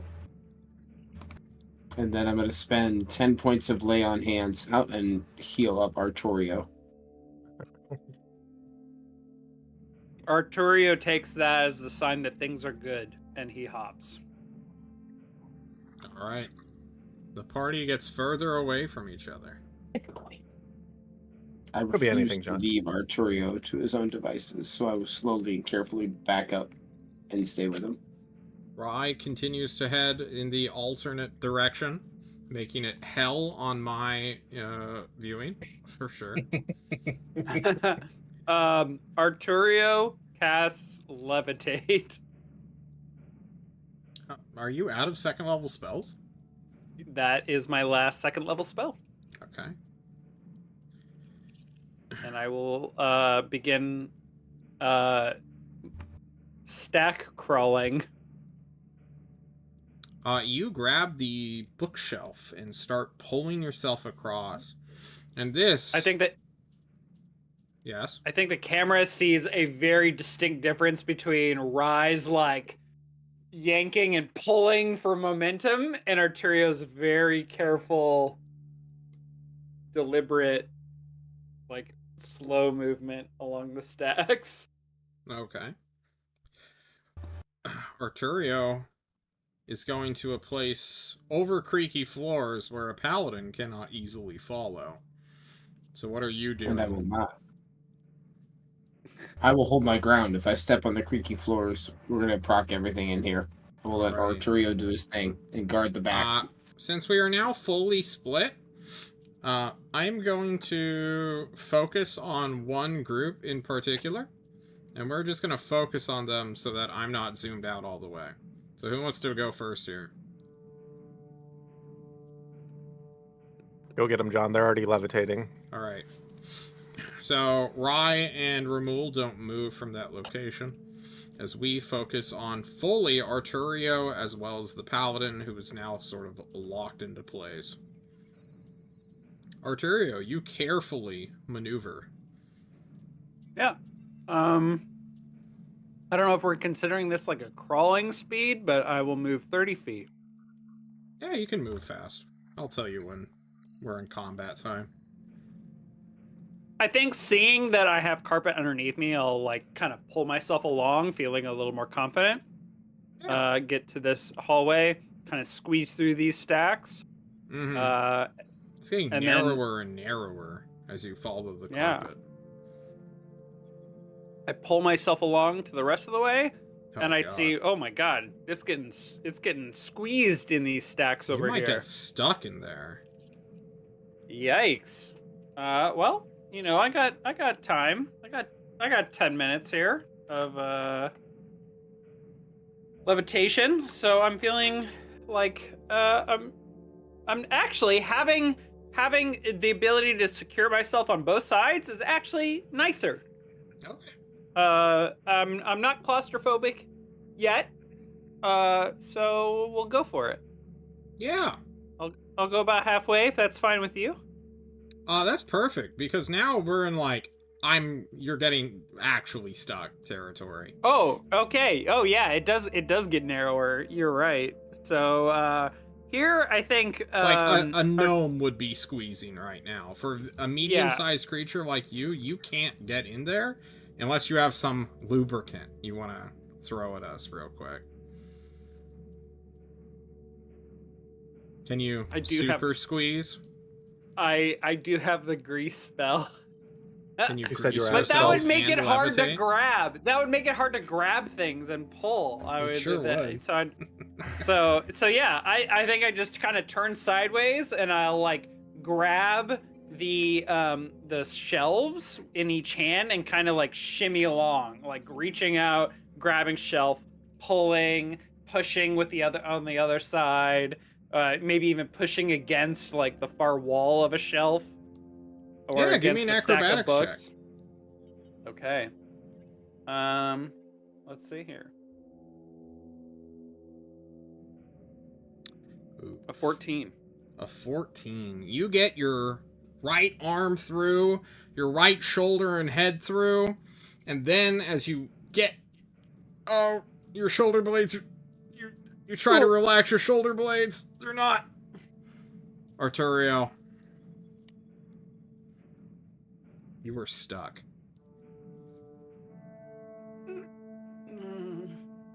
Man, it's a good thing that his piss belt just bleeds water. Because eventually there's going to be enough lubrication that he's going to be able to squeeze himself free. Universal solvent, baby. What's that, like, 136-hour movie or whatever? Where the guy, 27 hours. Yeah, eats his own arm or whatever the fuck. 24? Yeah, sure. 127 hours. Yeah. We're in that situation, Arturio. Now, your team is far behind you. You could shout, but you don't know how that will change everything, honestly.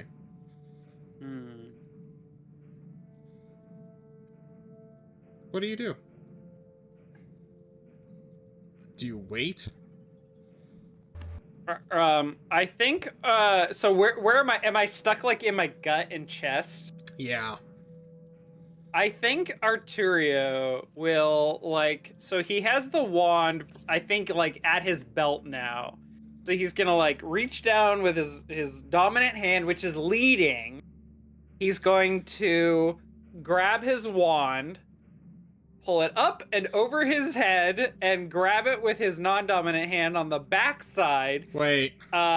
Before you continue, you said it was on your belt, right? Uh-huh. Give me a sleight of hand check, because it's covered in water and you might drop it. No. Don't do it, John. Okay. 15? That was what I was looking for.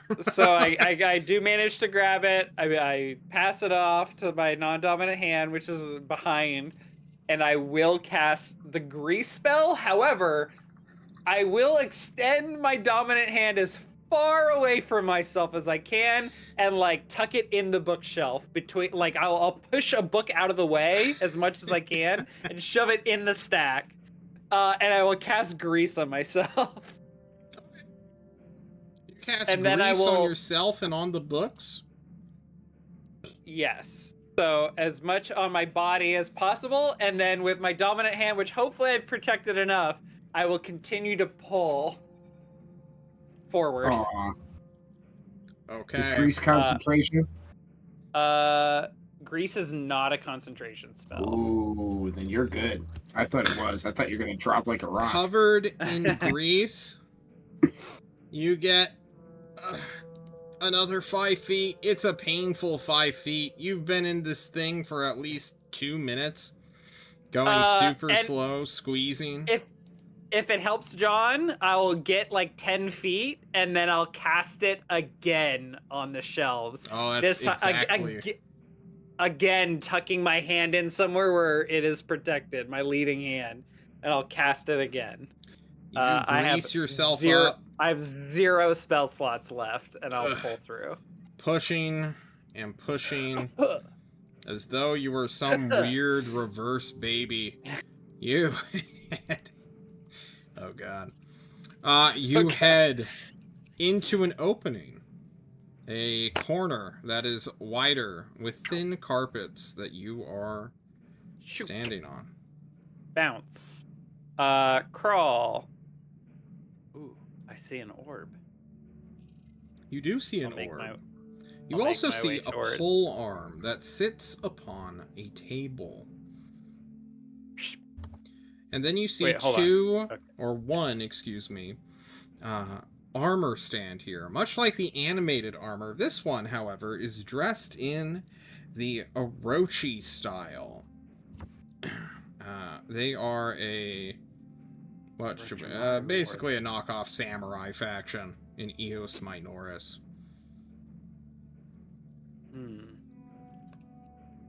There's a polearm up here on this table? No, in front of a fox statue. Oh, what's on this plinth? Nothing.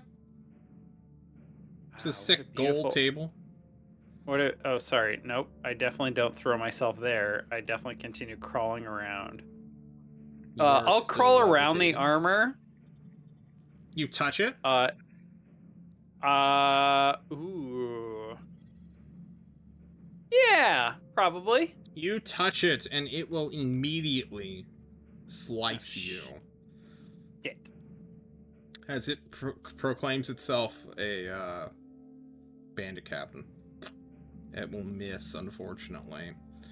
That is a miss. How dare you touch it? You quickly are pushed off and back as the sword that strikes out at you holds in the air. What do you do? Fancy armor. That's a great question.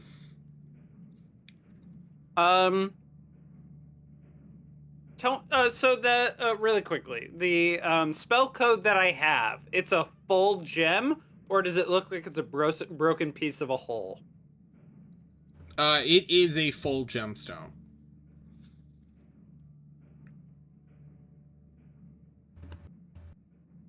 I will continue pulling myself towards the polearm and the gemstone I have not yet acquired. Okay. You pull yourself to it. Whoop. And as you reach, why don't we take a different perspective real quick and just keep you there? Sure. We move to Terrence. Terrence. Yes. 2-ish minutes have passed. What do you do?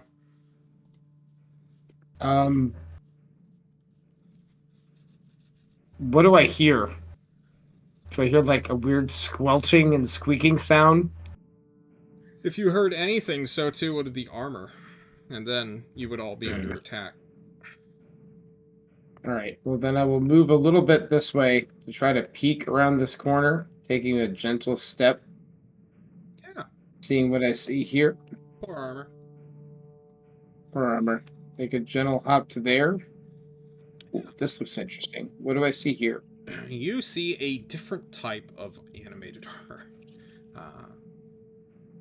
This is of the Orochi style. It's a knockoff samurai thing. More importantly, you see a sick-ass lounge area. There's a green carpet and some sofas. You also see a tatami mat, or tatami, as well as a full tea set. This is interesting, but I will then move back.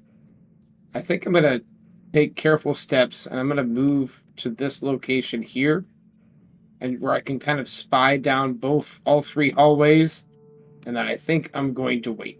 I don't want to abandon Arturio. I will give him more time and pass on to whoever wants to go next. Ramul, Rai, you two are somewhat close to each other. I'm chilling in the center here, watching Rai. I give a thumbs up to Paladin. So, the suits of armor can see, right? Yes. With my elven cloak, if I'm just like standing still, it can still perceive me if I'm not making any noise, or I mean, what does it mean like, to are they perceive? That exactly. Like they know I'm there already. They might. It's their level of awareness of me. Well, they don't have organic eyes. They're suits of metal. Okay. So it's not like they're looking and blinking at you. So they just clearly hear by reacted to sound. the location. Yeah. I guess my question is, if I mage hand some shit right around a corner, are they gonna go investigate it? Like, I don't know. Maybe. Okay.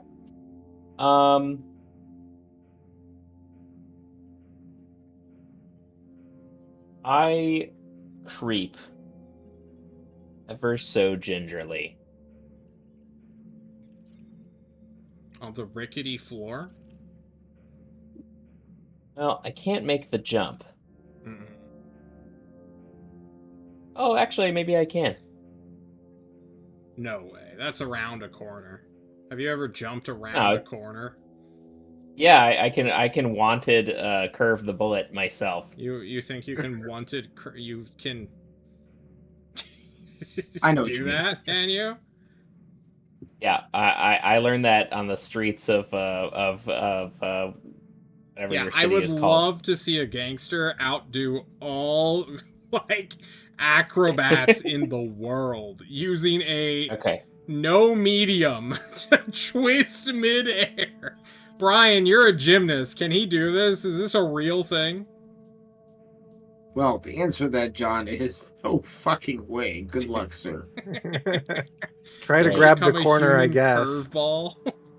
And don't pull down the bookshelf at the same time. Now, you know what? Anchored yourself to the ceiling and swung around.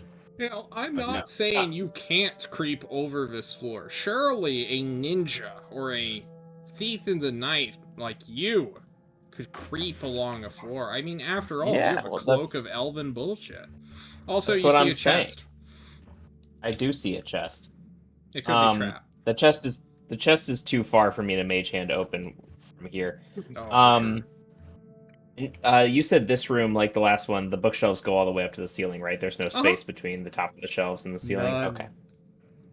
All right. How high? You're not there, Arturio. I hate to do this. How high are the ceilings? Don't worry about it. He's not there. I, You're not there. Shh.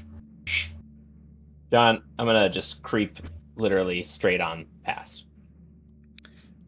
Go ahead and give me a stealth check at advantage. Your DC is 20. Oh. Yeah. With a 26, you and you alone are able to creep along these floors without alerting the animated armors. However, once you get right here, you're going to notice something as John is wondering who the hell... Okay, don't care. Sorry about that. You see that on this desk, there is a book that has not been written in, but carved in with a knife. You look at this great big tome. What do you do as you see this carved message that has been seemingly left for someone here? Can I read it as I creep by? Not from that far away. You're like 15 feet away. Can you read a book 15 feet away from you? It's not 15 feet away. I'm telling you, it is. Holy shit, it's 15 feet away. Okay. I thought these were 2-foot squares. I forgot. It's fine.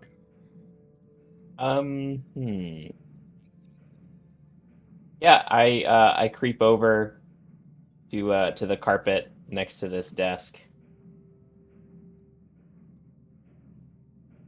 And check it out. Do you sit in the big red chair? It looks super comfortable.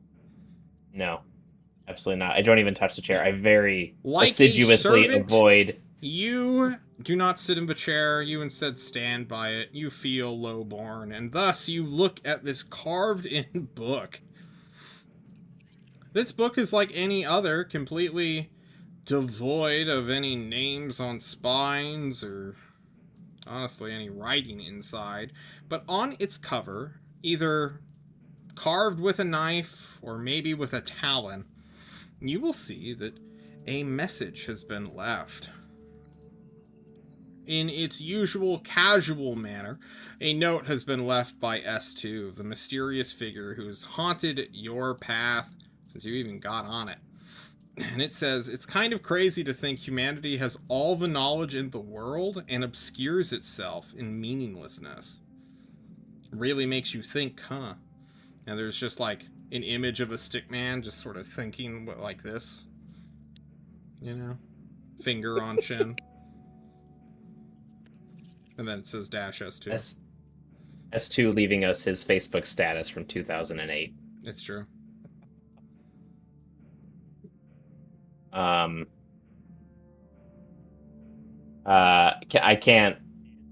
I make sense of the carved message on the book? Is it gibberish to me without touching it? I just read it to you. No, I thought that was S2's sticky note. Yeah. Oh, that's what he carved. Okay, gotcha. Uh-huh.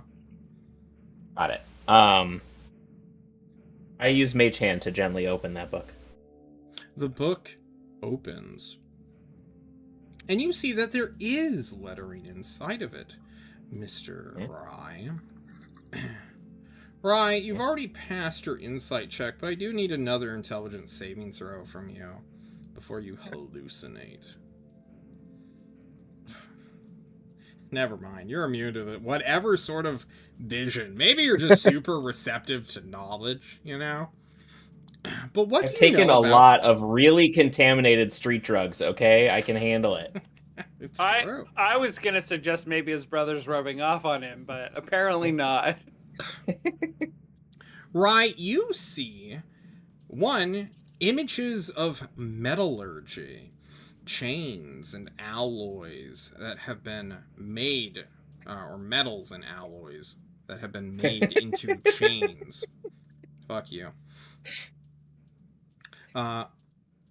These great big chains seem to be quite shiny, quite livid, almost real, as you begin to study the pages.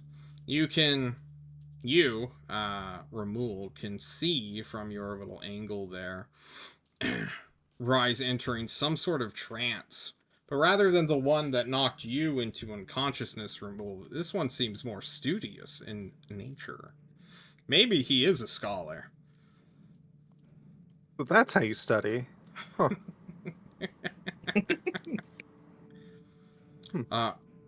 Right. You now know some more about the Chains of Bahamut. Cool. I will reserve them in my mind palace as a master's level thesis that I will recite to Ramul later. For sure.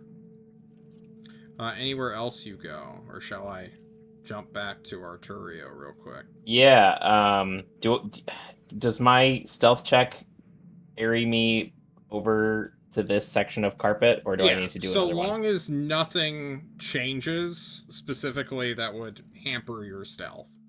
So if someone were before to I walk jump away on from your the back, desk, gotcha. Before I walk away from the desk, I give a little bow to Stu, and I leave the book open to the page where I left it at, rather than closed. Okay. I make my way to the carpet over here. You make your way to the carpet. You will see that you have entered in the faux Egyptian area. You see great big sarcophaguses that have been set upright facing you. You see a great big sun idol that has been placed upon a wooden platform. You see 2 sphinxes, as well as several animated armors in what appears to be some sort of lounge chair and sacrificial ritual bowl. You keep going south. Oh, no, you're heading north. Sorry. You're good. No, I am going south. Perfect. You see up north a ninja turtle is sort of sitting beside a fire, staring into it. But that's several, feet away. You don't need to pay attention to that if you don't want to. Almost 200 feet from you. Jesus. Can he see me? His back is to you. Even though his token is facing directly at you. I was gonna say, okay. Sorry. He's staring at the fireplace. So was I aware of him when I was over here? Yeah. You just kept moving your token when I was describing things. So, maybe not. Maybe you don't know it. I signal to... Is Ramul still looking at me? I don't know. Ramul, can you see him? Ramul, can you still see me? There's like an armor in the way and not really. Okay. I'm gonna go with not really, John. Alright, I don't signal anything to him. I keep going south. Look at you. Creeping along. Great big meeting area. This is where, the band kids would play Yu-Gi-Oh! For sure. That's what Arturio would have told you anyway. So many trap cards have been triggered on these tables. It's true. There was a phase at college where everyone was playing some sort of trading card game, but everyone's decks were only trap cards. Yeah. They were playing Warlocks on the Cove. Warlocks on the Cove. I elect not to bridge this gap and go retrace my steps along the carpet. Alright. You stare at this Sphinx statue for a brief moment.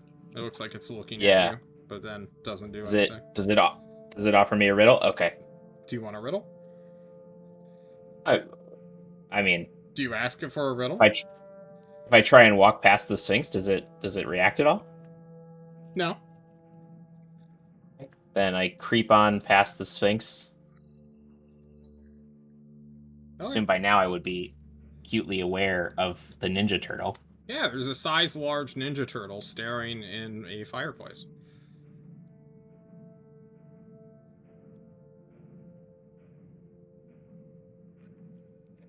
Pizza me, bro. It looks Like he is colored as the Ninja Turtle Leonardo in blue. But he holds two sides. I'm gonna creep on this way. Okay. You keep stealthing along. You see what must be some kind of lounge area. Man, what a great place to take a short rest.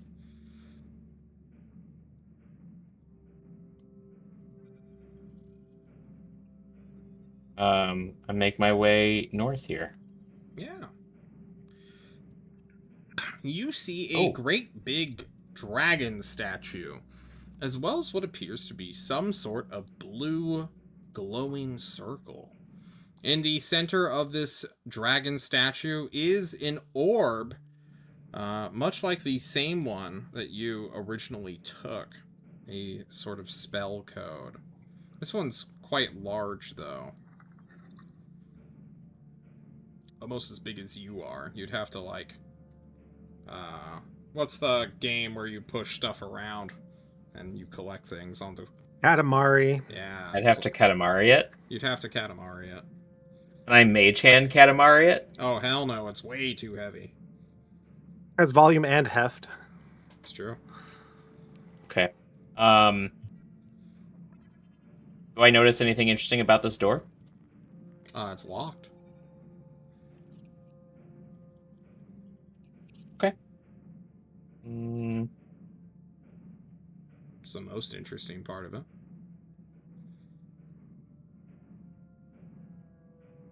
How? You want to step inside the magical circle? See what happens? No, I want to roll the Katamari ball into the magic circle. How do you do that without alerting the statues? Well, I'm assuming it's some sort of teleport circle. I only need to alert them for like a couple seconds, right? And then I just go somewhere else. What if you, like, go into it and it's just like a pit of lava, though? You know, we didn't come here to not take risks. Okay. Professor, of this really complicated hypothetical, which includes a bit of lava. Where am I in relation to... Oh man, I can't see anything. I can't see where I've been. You don't know where you've been. Shit. Okay, Ramul is somewhere down here. He if only you had turned on his setting earlier in life. If you need a moment to think about your choices, Andy, we could flash back. Go flash to somebody else. John. You think about your brother and what trouble he could be getting himself into. Yeah. Hey, John, how high are the ceilings? Oh, God, they're at least 30 feet high. Wonderful. Perfect. What am I doing? What's going on? What do I need to know? Well, it's been about 4 minutes since you cast Levitate. Uh-huh. You're staring at a cool yellow crystal. Yeah. What do you do? I grab the crystal and put it in my satchel. Yeah. You now have 2 crystals that are beginning to magnetically fuse together. So that's my free item interaction. As an action, I grab the halberd? It's a glaive. Glaive. I grab the glaive. Yeah, you pick up the glaive. How quiet are you being? Not very. I grab it and jump up towards the ceiling. You jump up towards the ceiling, and as you grab it, you will watch as both statues animate. None of them can hit you, so I don't know if we should do initiative. You have 6 minutes to get out before they kick your ass. Kill you. Great. I start climbing along the ceiling. The shelves. Yeah. And I start making my way back. You start making your way back. You watch as one jumps, trying to slash you with its animated arms. They're size large, but there's 5 feet of space between you and it, and they don't know how to jump attack. Fucking losers. They're also too big to fit past you. Or past this bookshelf. Alright. For fun, one's gonna throw a knife at you. Does 14 hit? 14 does hit. Oh, shit. Okay, I'll take 14. Throws a knife. I've got your knife now, loser. It falls to the floor. Thunk. Oh, wait. Hold on. It basically just slaps you in the head. This might be something, John. Oh, no. Oh, no. There goes that tape. You'll suffer 1 point of bludgeoning damage as you fall 15 feet. God. You clatter to the floor, going Family Guy limp. Shit, my knees, my ankles.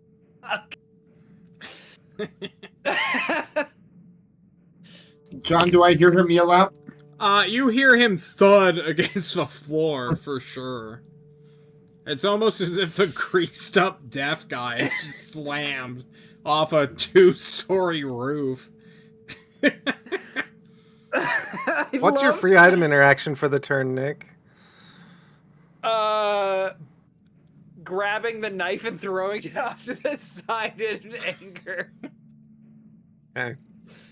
You pick up the glaive, you check the contents of your satchel bag, and realizing that the spell code is fully fused together now.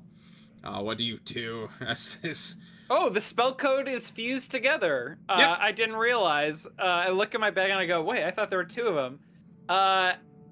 And I'll worry about that later. I'm going to start limping away. You limp away. And I will begin to squeeze. The grease, is the grease still there? My greasy... It's been a minute, right? Yeah, the grease may have disappeared. I think the grease has been absorbed by the bookshelves. Weird. He also made a path. He's going back through his path. Yeah, grease is 1 minute, so it's probably evaporating as I arrive if it hasn't already disappeared. Yeah, I think it's dissolved, absorbed fully. It smells like bacon as you stare. What do you do, Brian? Real quick. You heard him slam, and that was like 20 seconds ago. Are the armors around me moving? Is the question that I have. No, they're not.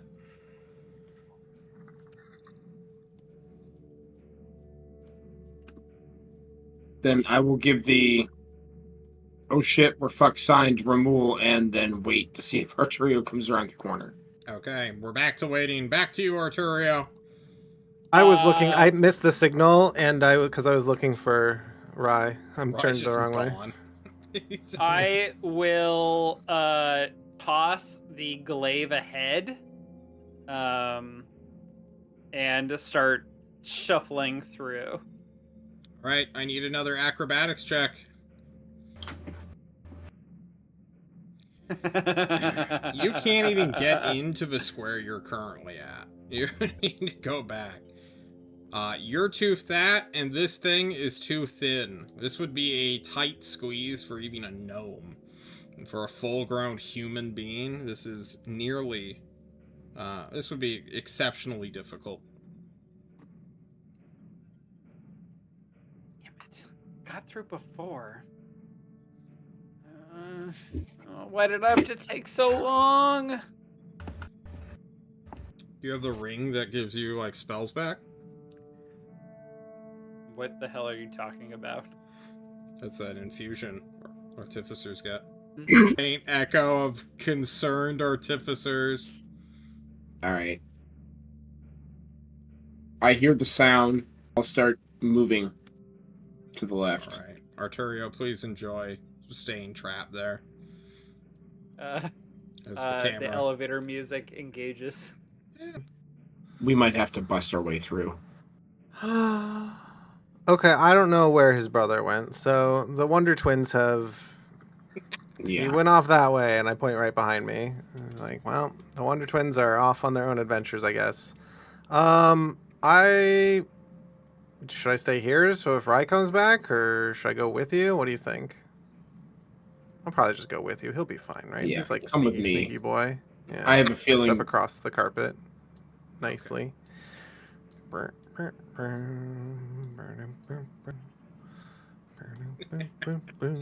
Rye's just like at the door for the first time, like, not the Ninja Turtle. It's Katamari, this bitch. Right. I'd be like, all right, he went off down this way. Okay. I can hear him faintly. John, I use the bookshelf to support some of my weight so I can step gingerly on these creaky floorboards. Alright. Give me a stealth check. Your DC is 20. Do you have disadvantage for armor? I do. There's no way to get across through here, though, right? Holding on to the bookshelves, I'll give you advantage. So it's a normal roll. So we're at regular. Yeah. Can I even... Hold on, where is it? Stealth? Are these in... Oh, wow, all the way down here. No. Not even close. Almost as soon as you get off this thing. I mean, how bad is it really? It's just one animated armor. Can you guys kill it in one turn? We might be able to. I'm just not going to do initiative. I'm going to say it just wins initiative because fuck you both. And it's going to slam Terrence twice. Terrence, do either of those hit? Nope. Alright, Terrence, now you go. Alright, both miss. Now you, Ramul. Good. Miss. Alright, now it goes. So it's still on Terrence. Missing. Misses. Yep. Good. Terrence. My turn. Good. There's it. There you go. That's it. For 9. Ramul's standing right next to me, so I'm going to try and shove him prone. Okay. Oh, fuck it. It's probably going to fail. Yeah, it fails. Ooh, all right, so I attack him at advantage. Yep. The 20. Yep. And hit him. For 13. Okay. Ramul, at advantage. Put chow plus /1d8. Oh, it's at 1. 17. It stands up. It's at 1. Half its movement. It takes half its movement. It slams the Terrence. Pop up. Nope. No. Alright, kill it. You hit it. I killed it. Dead. There you go. You did it. That was 4 rounds of combat, baby, in less than 2 minutes. Speed running. That's how we again. Yeah, at this point, I'm awakens. No, I'm kidding. Yeah. Yeah, I'm cool here. All right, made it back onto the carpet. We're basically hand in hand here, so we'll just move forward. You're good. That's a school. You look sheepishly at the 2 heavily armored, broad-chested warrior types. There's also a all the jokes about the small dwarf gonna do this thing, mama. I take my 50 feet of hempen rope and tie a knot on the back of his belt in case he gets stuck and I have to dislodge him free. Thank you. Okay. Yeah, I put belt back on around me. While you are doffing armor and greasing up, we're gonna go back to Rye, okay? Yep, that's right. Wonder what his brother's up to is what I think to myself. Right. Right. All right. So, crouched at the edge of the carpet and under at the foot of this statue. Yep. My elven cloak, so blending in. Not only do I have Mage Hand, I have Mage Hand Legerdemain, which I make the hand invisible and perform these tasks without being noticed by a creature if I succeed on dexterity. All right, so here's the deal. Okay. I am gonna push a bunch of books off of this shelf right here in the hopes that the sound needs these two to investigate outside this little room. What if they just immediately start beating the shit out of you the moment the noise goes off? I mean, I'm blended in and the hand is invisible, so I don't know how they would make from where you are, because currently you're in the middle of the room. Can I get behind the statue? Yeah, it's a big, snake statue. Or serpent statue. I hop into the corner. Yeah, you nice pop and into the gingerly. corner. You want to see the void? Huh? You're in the void. Shut up. Oh no. You clip through the wall as if you're... He's speed running, boys. Sweet, you've clipped through now, man. I found an exploit. Stay on the edges. Drop 3 then floors use down. your legerdemain, or however you want to pronounce it. Ledger It's a French word. It means sleight of hand. Okay. Legerdemain. Whatever. He's in Texas. He can't understand what you're saying. Okay. Legerdemain. Legerdemain. Why didn't you say so, brother? Now you can do anything you ask. All right, I legerdemain the books off the top shelf. I'm picturing that he clips through the wall, and there's just a Navi from like Legend of Zelda that's like, "What's up, man? Welcome to the other side of the wall. I'll be your guide." You watch as the statues immediately sprint and dash 50 feet to investigate the fallen book, and then they just stare at it. Both of them? Yep. Okay. Seconds go by and they don't come back. I take this opportunity to Katamari this fucking sphere onto the blue plinth. Okay. You move it to the blue plinth. You take this. It goes up to the statue and immediately whoop, goes away. What do you do? Did the door stay locked? Yep. Okay, I hop in. For sure. You hop in. You immediately feel as though you're being pulled through the eye of the fucking needle. And come over here. Oh. The orb has fallen slightly off. I don't have the orb token, but here you are. You're staring at a statue. It's staring at you. My arrival make any noise? It's not reacting as though it has. Okay. I gingerly hop onto the carpet. Okay. Do you still roll your Katamari thing? Yeah, I'm here. I'll add a little blue token. I'm rolling it. Yeah, give me a stealth check now that you are noticeably being stealthy or less stealthy by rolling this thing. It's somewhat hard to control, although it is an orb. It is more oblong, I suppose. It's not like a perfect sphere.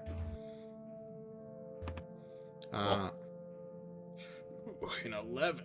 Isn't that great? No, it's 14. I have advantage on stealth checks. That's true. A 14 is still not that great. You currently haven't activated any statue yet because there's still a ton of carpet. But if you were to roll this on open floor, you would imagine make a fuck ton of noise. Okay. Oh, I make my way this way on the contiguous carpet. Yeah. You go around a corner, you see another dragon with a blue orb.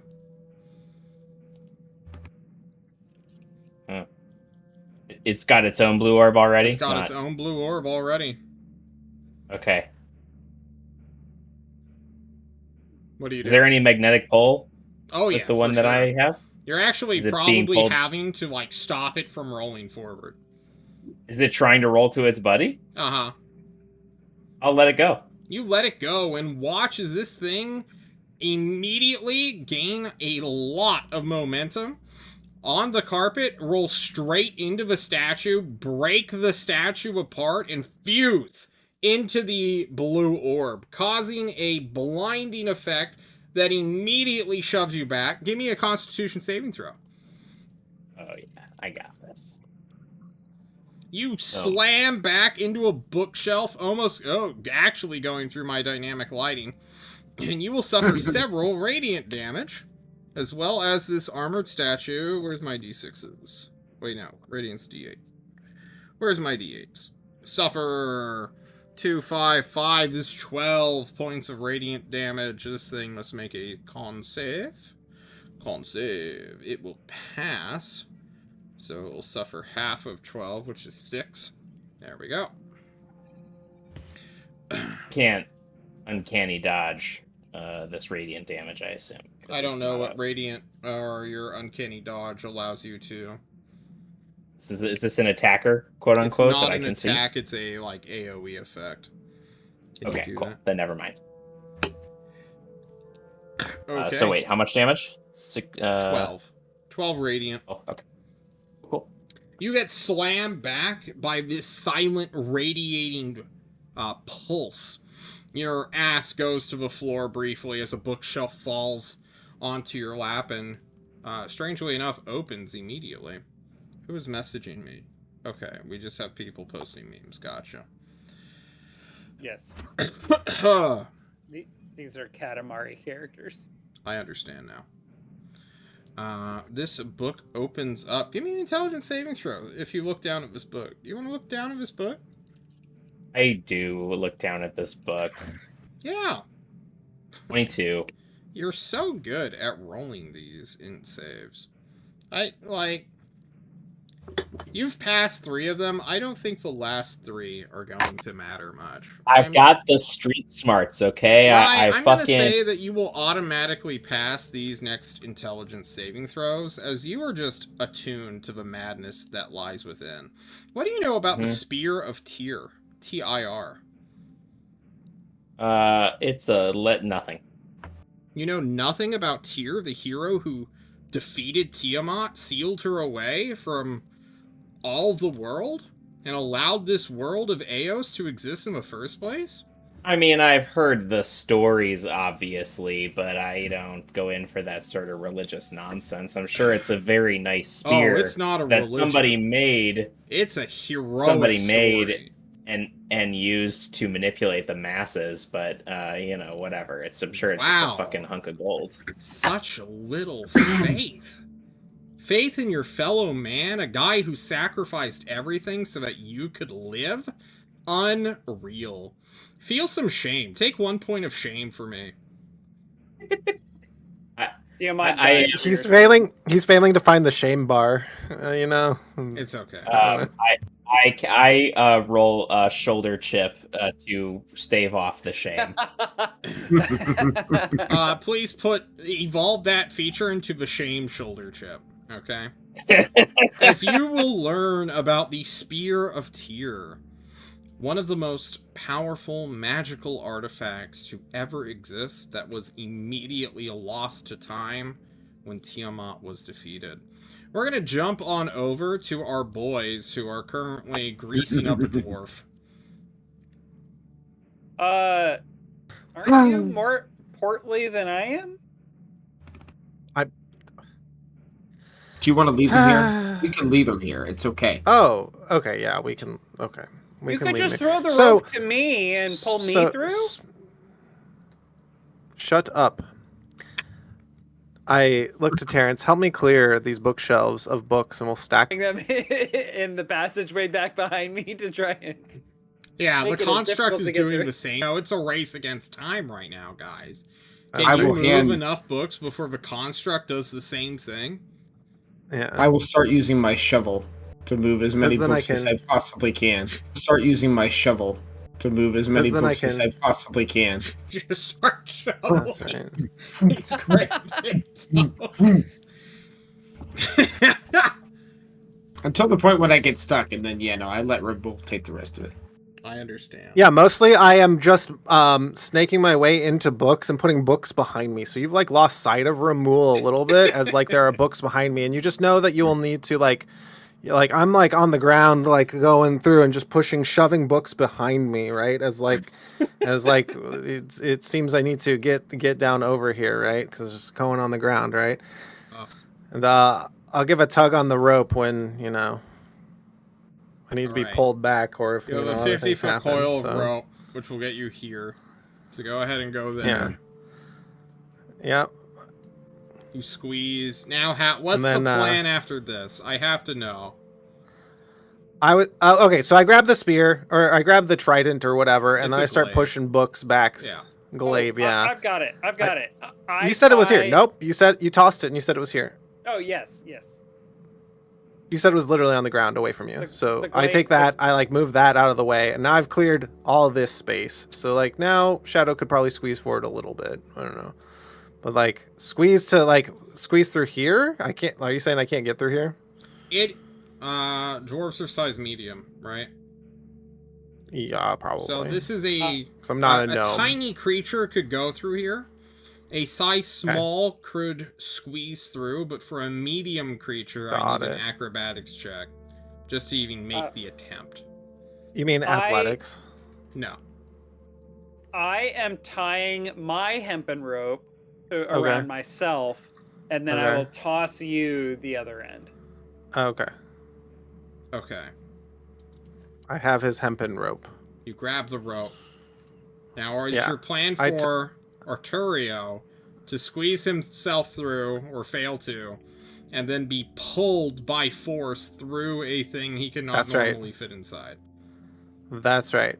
So what's going to happen is I will wedge my feet against the part that I can't wedge myself into. Okay. And I will tie the rope around myself, and then I will pull on the rope that's attached to me from Shadow, and he'll start pulling, and I'll start pulling, and we'll just. All right. I love that Ramul doesn't need to be involved in this, but he is. No, you gotta. This is how we're helping each other. Everyone's helping. You could just tie the ropes together, but you've chosen to tie yourself. No, because I know the reason why I'm choosing to do this because I get to inflict pain upon you, and it's what I've always wanted to do this whole time. There's going to be 3 hernias, 2 slip discs at the end of this check. I need an athletics check from Ramul at advantage because he's being helped by Shadow, presumably. 20.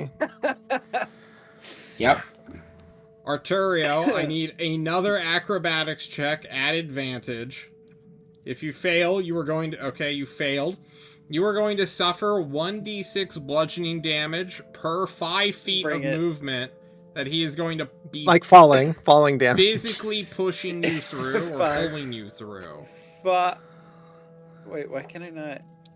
So go ahead, Ramul, because you want to inflict party damage. Roll me 5d6. 1, 2, 3, 4, 5. Let's see here. 1, 2, 3, 4, 5.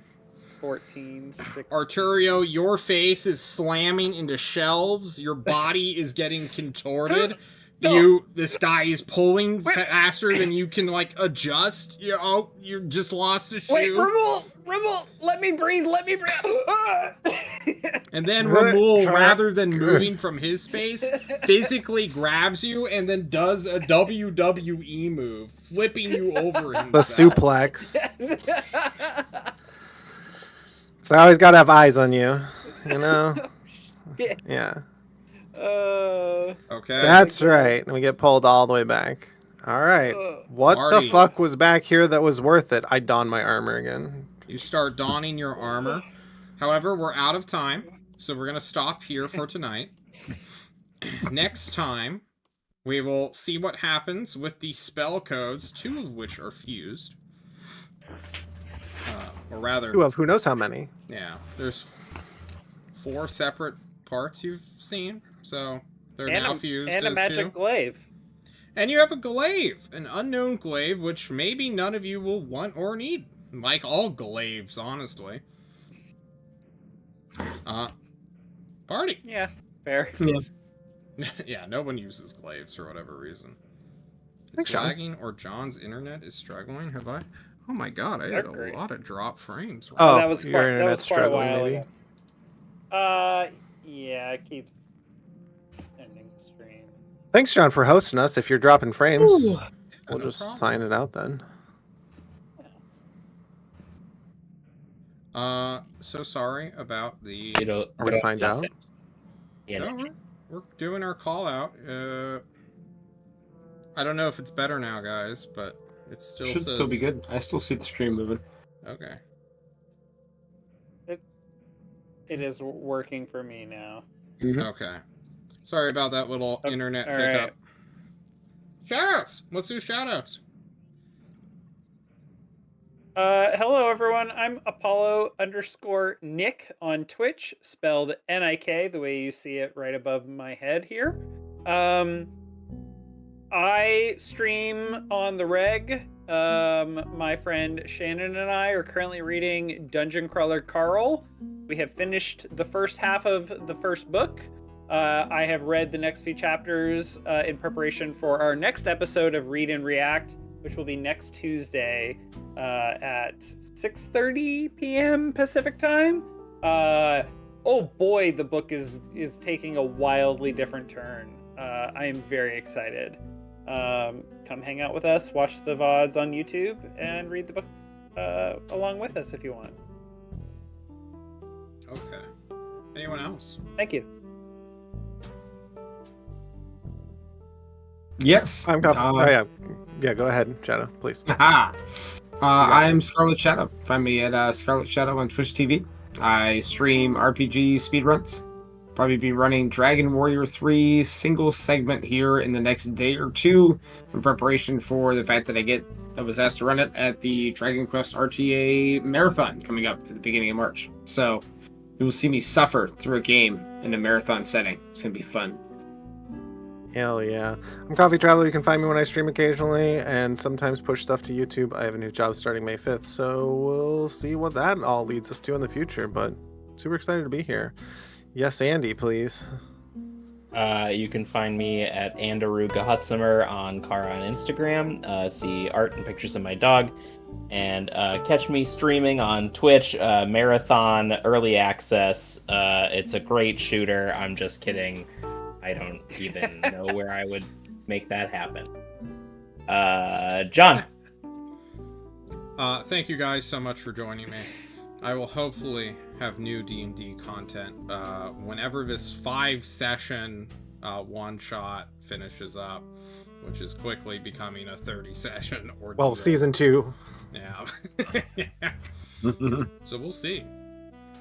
That'll be it from We like to chew us. the scenery. Yeah. Yeah, thank you